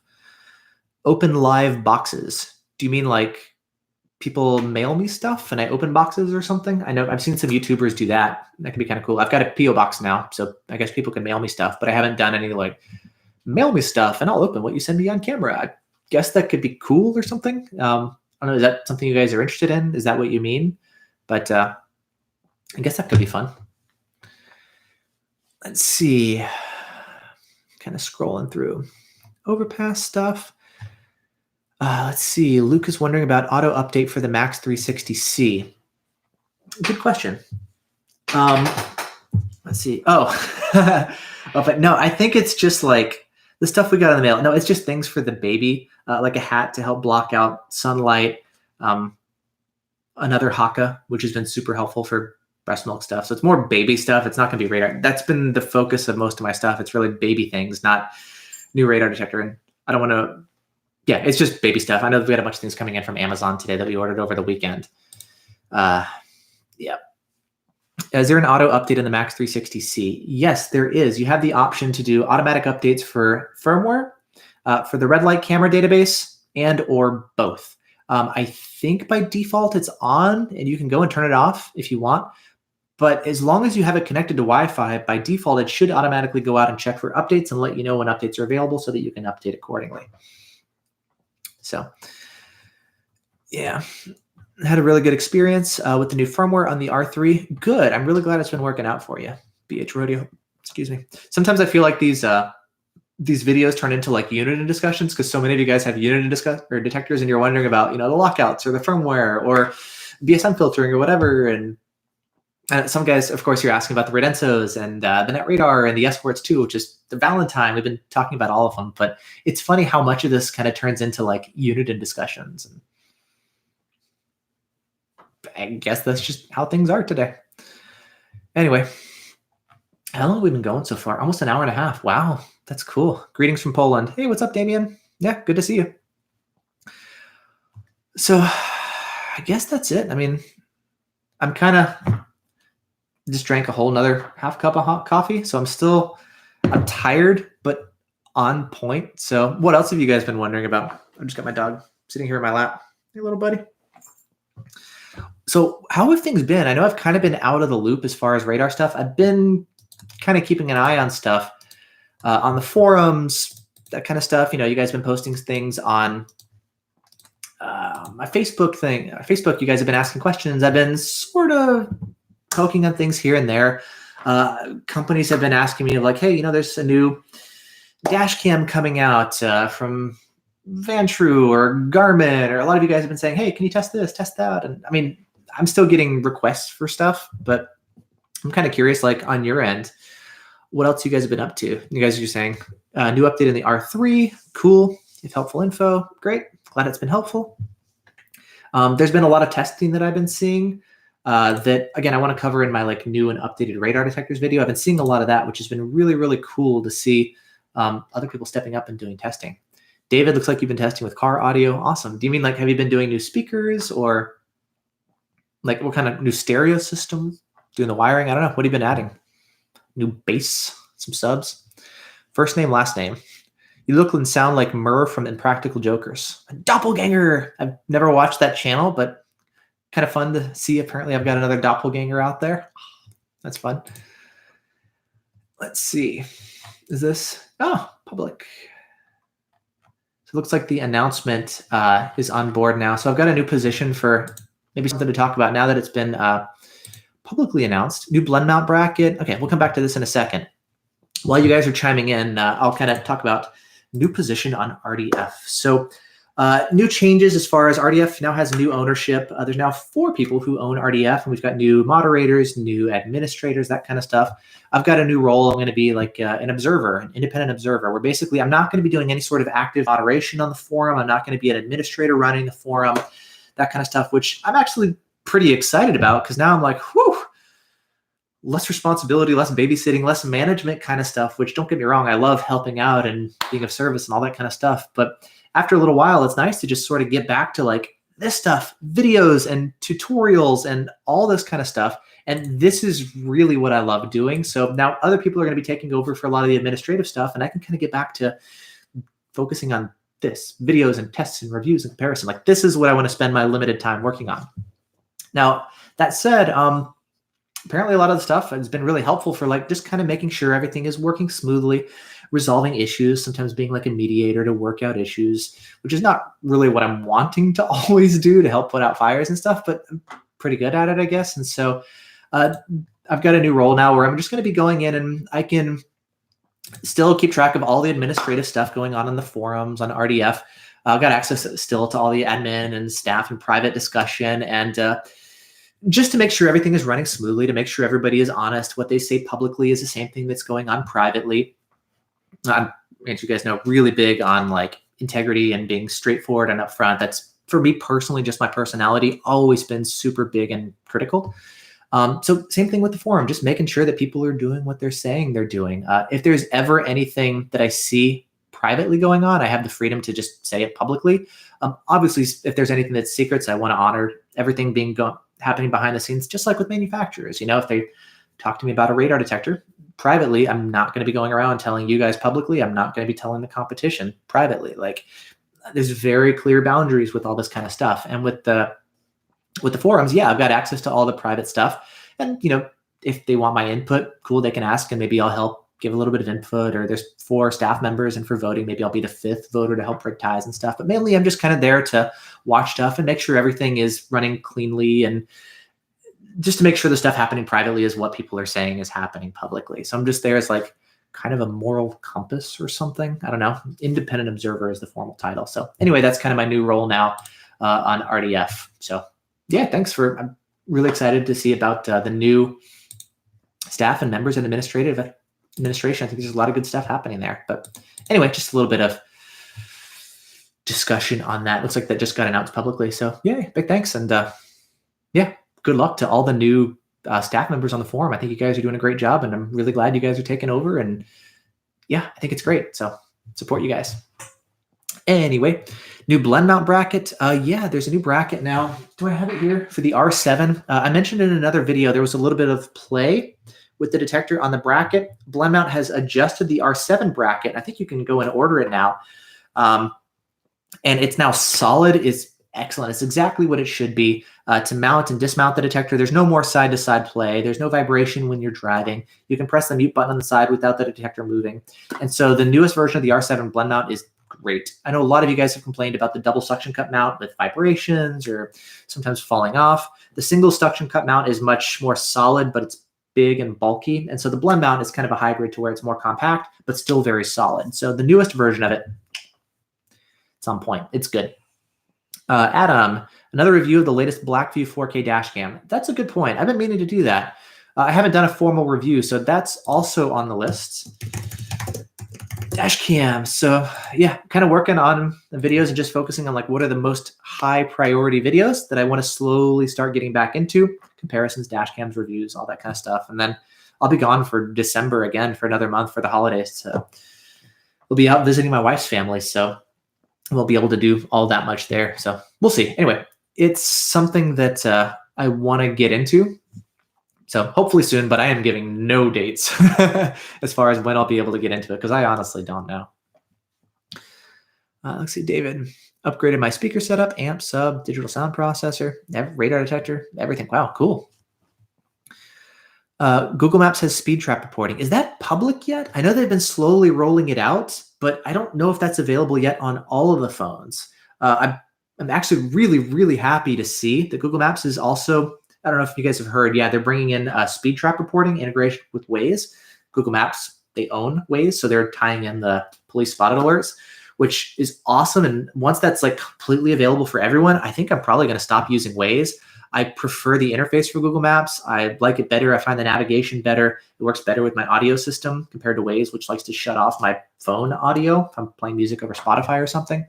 So anyway, Google Maps, it's a much bigger app because it's Google. And yeah, I think that's a good question. Like, do you feel it's better than Waze? Personally, I think so, just due to some of the technical and design stuff. But I think either way, it's going to be awesome to have the information on Google Maps, because now I find Waze crashes more. Actually, yeah.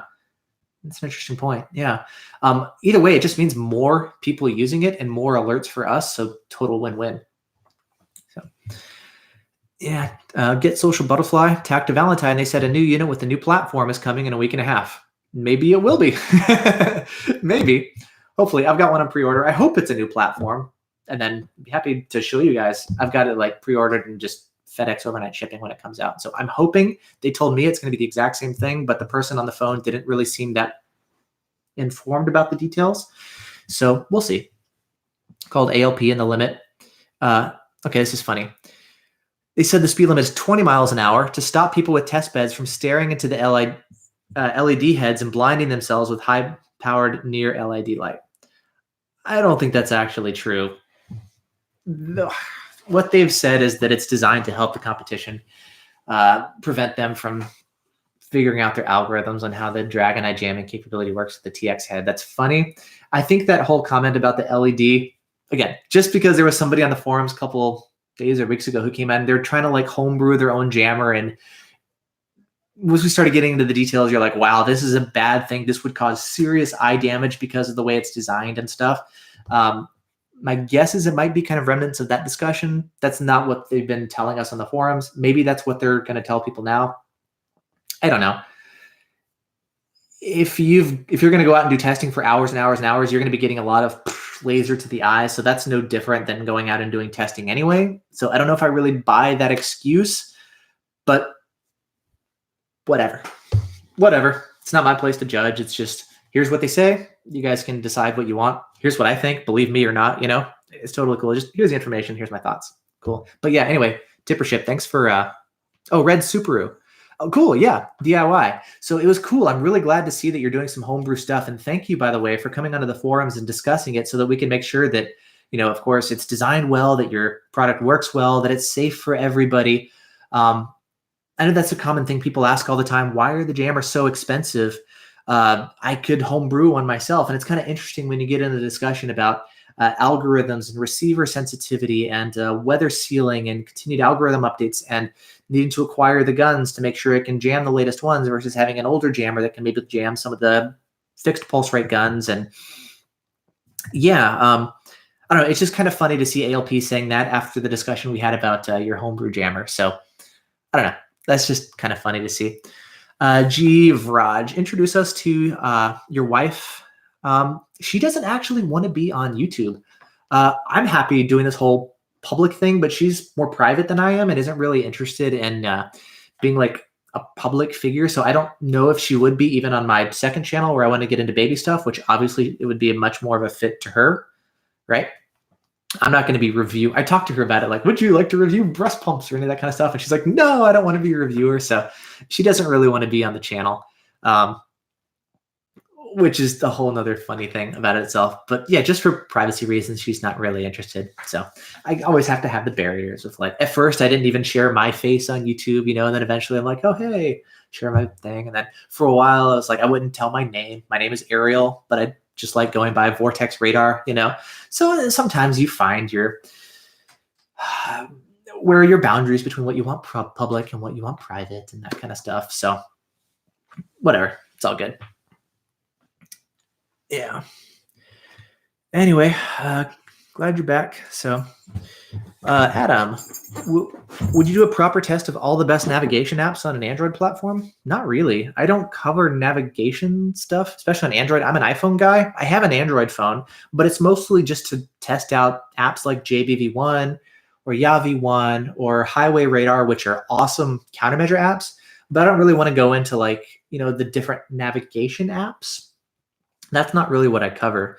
So I don't think I'm going to do that, but I would love to see somebody else maybe do that as well. You totally could. But yeah, I get asked sometimes, are you going to do like car alarm systems? And I get, it's funny. I get a lot of people watch my videos and different manufacturers like, hey, Vortex, we love your videos. Usually people from China. Like we're a seller where we sell car phone mounts or cell phone cables, or I get weird things, projectors, or all sorts of things. Can you review it on our channel? We'll send you one for free or something. I'm like, I get a lot of that stuff now. It's kind of funny. I've been thinking about doing a video on how to get free stuff by being a YouTube reviewer or something. And after a while, you just get a lot of that. But it comes with issues usually when you accept stuff for free. Then they're like, well, we want you to have a video out within 1 month. And here's the things that it needs to have. And I don't know. I got my schedule. I'll test it when I can. I got other stuff going on. When I can, I'll get it out. I don't know. I guess without getting too off topic, I know we're getting into navigation apps. Now we're talking about reviewing other stuff. Sometimes it's nice just to focus on the things that are best suited to my channel that I want to, according to my own schedule. So I think navigation apps would be a cool thing to test, but it's not really suitable for my channel so much. And also because I'm not an Android guy, I'm more of an iPhone guy. It'd be a little bit tougher for me to do that in the first place. Carl, that's an interesting one. Are there any good passive anti-LiDAR countermeasures?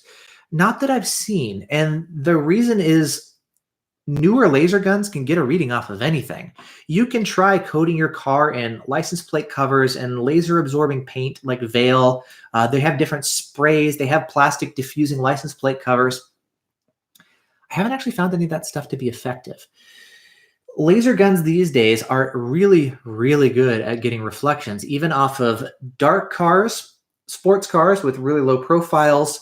If you've got like plastic dip over your chrome grills to cut down on reflectivity, even with all that stuff, laser guns are still really good at getting readings off of cars. And so even if you try to reduce how much reflection is coming back to the laser gun, they're still going to be getting enough to get a reading. Even if you try to cover the grill or the plate or the headlights or something, they can still get readings off of the other body panels of your car. And so the laser beam, I mean, it's going to be this big, but then you've got the headlights and the license plate. It's still getting reflections off the whole rest of your car. And so, I mean, I tried it out. I haven't found it to be all that helpful, especially the newest versions. I know there's been some newer versions of Veil and stuff. I haven't found it to be helpful. There's been multiple third-party independent testers. None of us have found it to be helpful. You can go and read the tests yourself. No, I haven't found any passive anti-LiDAR measures. The only one I've seen maybe is Waze, or I guess now Google Maps, now that they're integrating with Waze and doing police spotted alerts. One of the cool things about laser is, unlike radar, you have to be stationary. Like with laser guns, you can't do this and drive. You have to be pointed at a car. You're going to be vibrating a ton. You can't drive and aim a laser gun, you know? So like radar, yeah, you can have a dash mount and it's just displaying the speed and you're cruising and the radar gun does everything for you, but not with laser. So because officers have to be stationary to shoot laser, it's perfect for any sort of apps like Waze, where you can just mark an officer parked on the side of the road, boom, shooting laser. So when it comes to passive anti-LiDAR countermeasures, Waze is great. Not so much with radar. I mean, yes, police officers can shoot radar when they're stationary too, but they can also shoot it when they're mobile. So it's less effective against police officers, especially when they're driving. They're using radar, and it can work against radar, but against laser, it's great. So if people are saying, hey, I can't afford jammers or they're illegal in my area, what about maybe Waze? That's a great option. It's not a replacement for laser jammers, especially if the officer just arrived, they haven't been marked or they're hidden or whatever. Like, it's not a replacement for laser jammers. In many cases, it can save you from laser, absolutely. And I think it's actually a great supplement and a great complement to laser jammers. And I guess it's maybe the best alternative to laser jammers if for whatever reason you're not going to be running them, if they're illegal or they're expensive. I understand there are affordable options. Jeff, you're wondering, is ALP still the best? Yes. I did a test recently with all the top tier laser jammers. You can find it on my website. And so, yes, ALP still is the best. There are some less expensive alternatives from TMG, from TPX, some other ones that are coming out. And so that could be an option. You can buy a used one from another manufacturer. But in general, I recommend people just go straight for an ALP.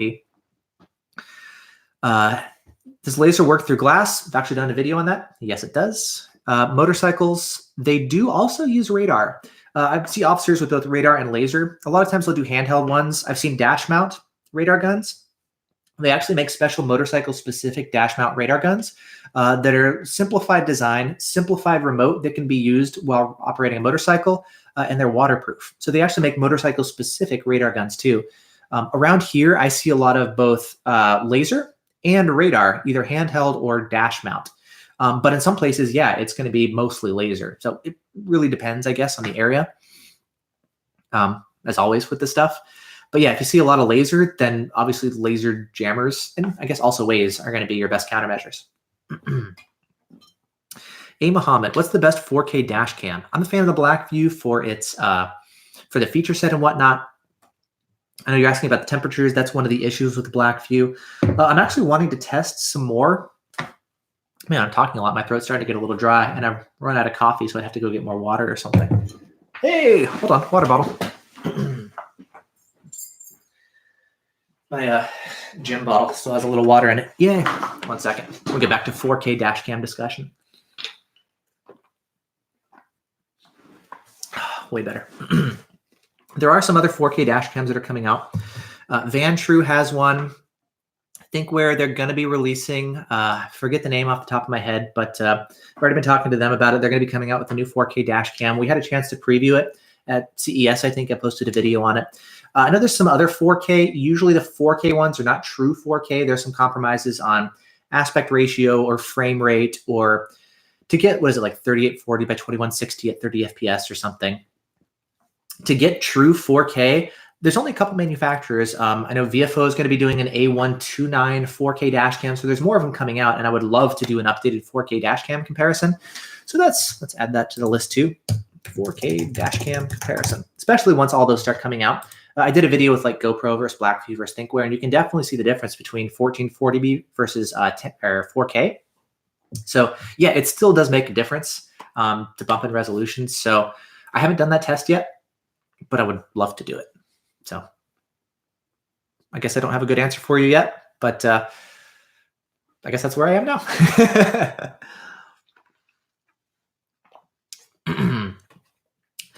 An original username. Very original username. Actually is. I like that. Does an officer using laser and radar at the same time interfere with the reading speed accuracy?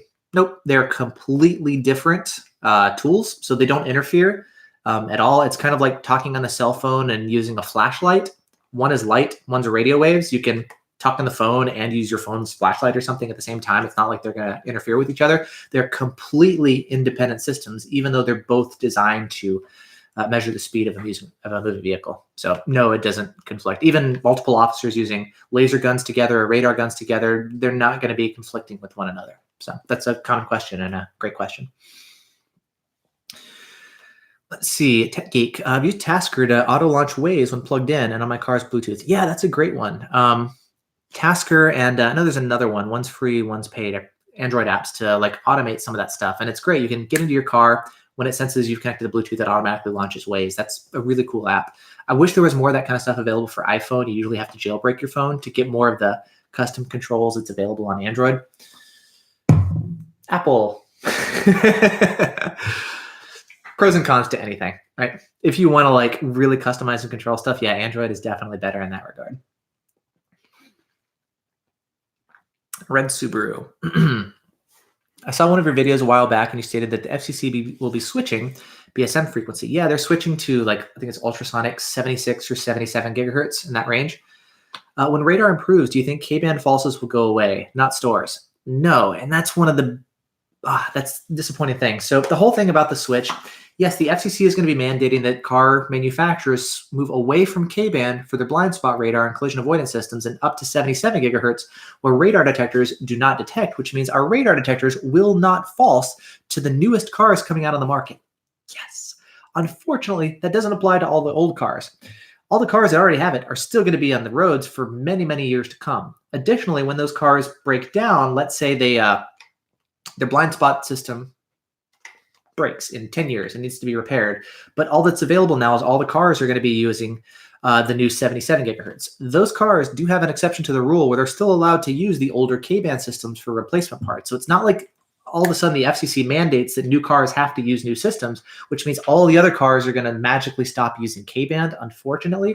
So all the cars that are already on the road are going to continue to use K-band, which sucks. And so, yes, it's awesome that in the future cars are going to stop using K-band, but it doesn't solve the problems of all the cars that are already on the road, as well as the, I guess, maybe smaller issue of the repair stuff down the line. So great news, but not a total solution. So it really means that our radar detectors still need to be able to truly filter this out. So great question. Dash MTV. I got the R7 and blend mount with the mirror tap for my Dodge Charger. Also, yeah, it's a clean setup. Makes it really easy to install. Clean, solid, that kind of stuff. So it's a good one. Which one is a good non-traceable radar detector in the UK? Sorry, I don't cover UK options, but you can always ask somebody on the forums who covers stuff in the UK. It's amazing how many people ask about this. It happens all the time. So we've had what so far? Australia, UK, Saudi Arabia. Those are a lot of the common ones. I know New Zealand. Sometimes we get South Africa. Israel is a common one. A lot of the European countries, France, Switzerland, Germany, Belgium. I get a lot of questions about that. Sometimes Eastern Europe. I know KL, you're talking about the Cobra Road Scout. Oh, thanks for the pictures on that one. How are you liking your Road Scout, by the way? I'm really curious about that one. The radar detector dash cam combo. That could be a cool one to check out and just see what it's like. Maybe I'll have to pick one of those up. I'm curious. Road Scout, add it to the notes. What are your thoughts on it? I guess speaking of international stuff that I don't cover, there's a lot of options I see internationally for like radar detector dash cam hybrids. And I've tested some like the American radar, quote unquote, which is, I think, a Russian one, Street Storm, that they tried to bring over to the US and it wasn't great. I haven't seen any good options yet. And this might be the best option as far as a radar detector dash cam integrated option. I know the Escort has the, let me grab it real quick. Where is it? Like this. Maybe I'll grab this. I've got it set up on another one, but they have like the suction cup radar detector combo, and then it all attaches like this. I removed the magnetic mount because I've got it on the blend mount I'm testing out, but it attaches like this. So you've got this kind of wonky add-on, which is great if you want to add a dash cam to your existing setup. It's the M1, but the Road Scout I know has like integrated radar detector dash cam in one complete package. So it's kind of a cool idea.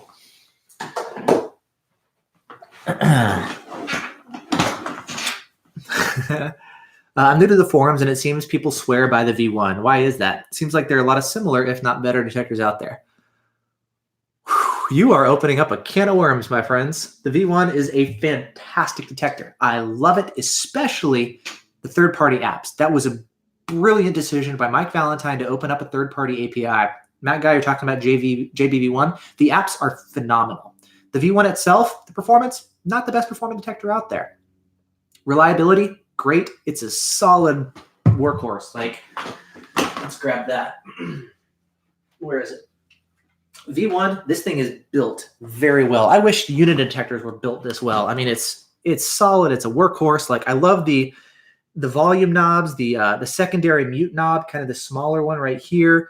There's no frequency display. You are reliant on an app, but I mean, getting the lockouts through the phone, so long as you're willing to pair it with the phone, you get really, really good lockouts. So some people, I guess you have, I don't want to use the term fanboy, but people who are super passionate about it and love it, it's a great platform, especially with JBV1 or before that, YaVV1. For iPhone, there's V1 Driver. Man, my voice is starting to kind of go out here. It's a great platform, and people get super passionate on their preferences as far as the V1 versus R7 versus Max 360C. Everybody has their preferences. I think it's a great option. I know not everybody wants to run an app to get some of the functionality that you can get with other detectors that have GPS integrated into the detector. But yeah, there's a bunch of cool stuff that once you tie in a phone that you don't get with any other app. So yeah, I think JBV1 at this point today, it used to be YaVV1, and then kind of V1 Driver for iPhone, and now really JBV1, I think is really what's keeping the V1 exciting. So it's more of the app, I think, even more so than the detector. And then, of course, all the hype, maybe, or the speculation about the new V1. Yeah. So I guess that's really what keeps it exciting. And of course, you're always going to have people who've been running it forever and they love their detector. And people are happy about the R7. It's kind of one of the new hot detectors, but it has some reliability issues. Some of the R series, sometimes speakers going out or displays going out or power connector failures or power cable failures. Like, it's been having some reliability issues that we don't see with the V1, which has been much more reliable. Because that detector has been around for 30 years, so they've had a chance to really kind of button it down versus some of the newer detectors may have some issues. We saw it with the Escorts originally, with the lockup issues, or the Redline EX with the fake Ka-band stuff when you put it on a magnetic mount. And I mean, new products are going to have some issues that you don't see with detectors that have been out for a long time and have had a chance to fully get refined. And so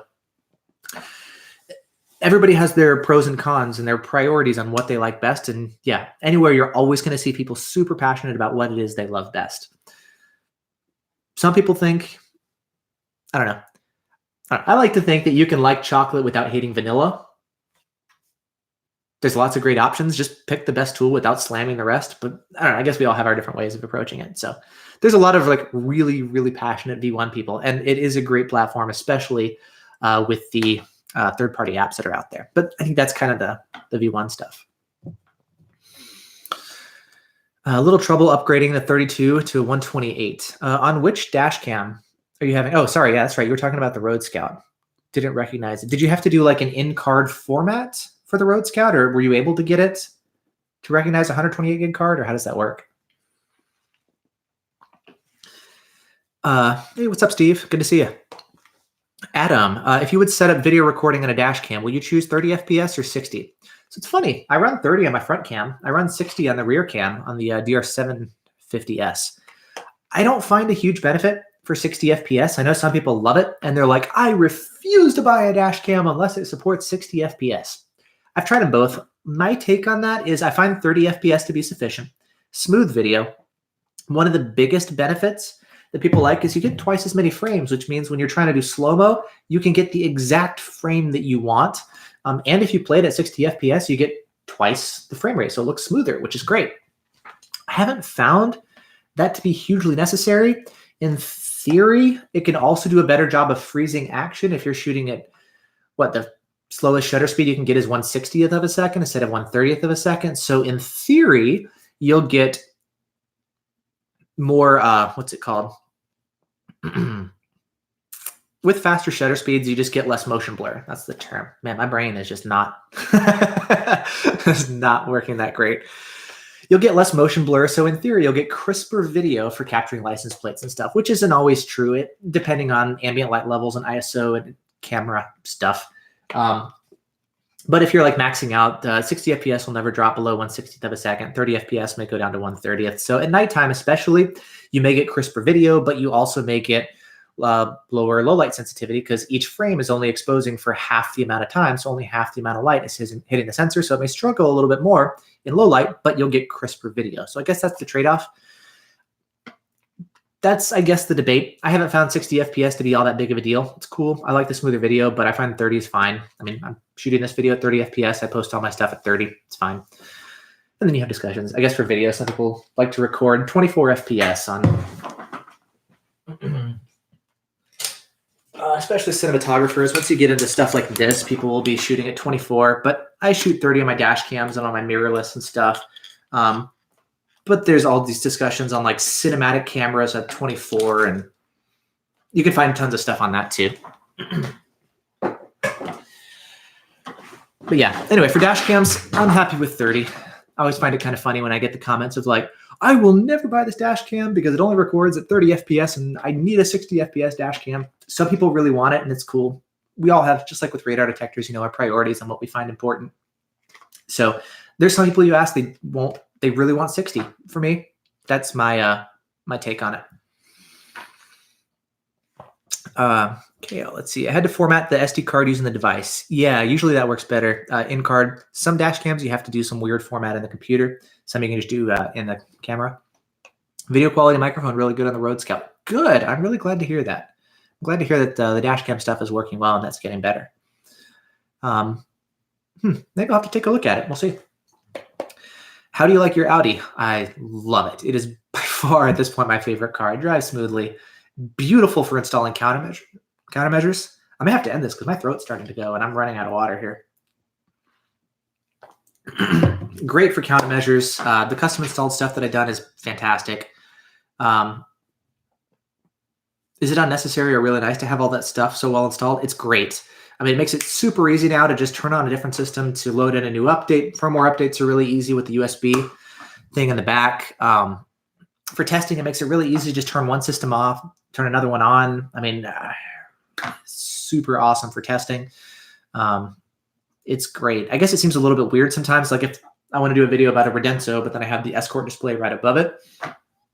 I wonder like if, let's say Redenso would want to use one of my videos, but it features an Escort product right there in the video. Maybe Redenso wouldn't like it because it has a competition right next to it. And then on the other side, you've got the Stinger and behind it, you've got the NetRadar DSP. So I don't know.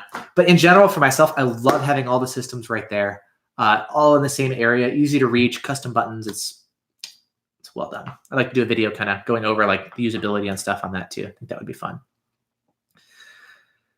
Let's see. Anyway, okay. I think my throat is starting to go out. We've been going for about 2 hours now, and I'm running out of water. So anyway, yeah, it's been fun. It's been good to, I guess, kind of get back into the swing of things and just chat countermeasures. So thanks so much, everybody, for tuning in. I want to shoot a video a little bit later. Kind of introducing my daughter. I think that'll be fun just to show her and then sort of get back into, don't forget the Amazon package is the door. Take a nap. Yeah, thank you. That'll be after this. Go pick up the package and then sleep to have the opportunity. But anyway, yeah, this has been fun. I hope you guys have been doing well. It'll be good to go out and make some more videos. I enjoy it. Looking forward to it and get back into the swing of things. So that's it for now. Thanks again. And I will see you guys coming up again like before. So yay. I'll see you guys later. Bye.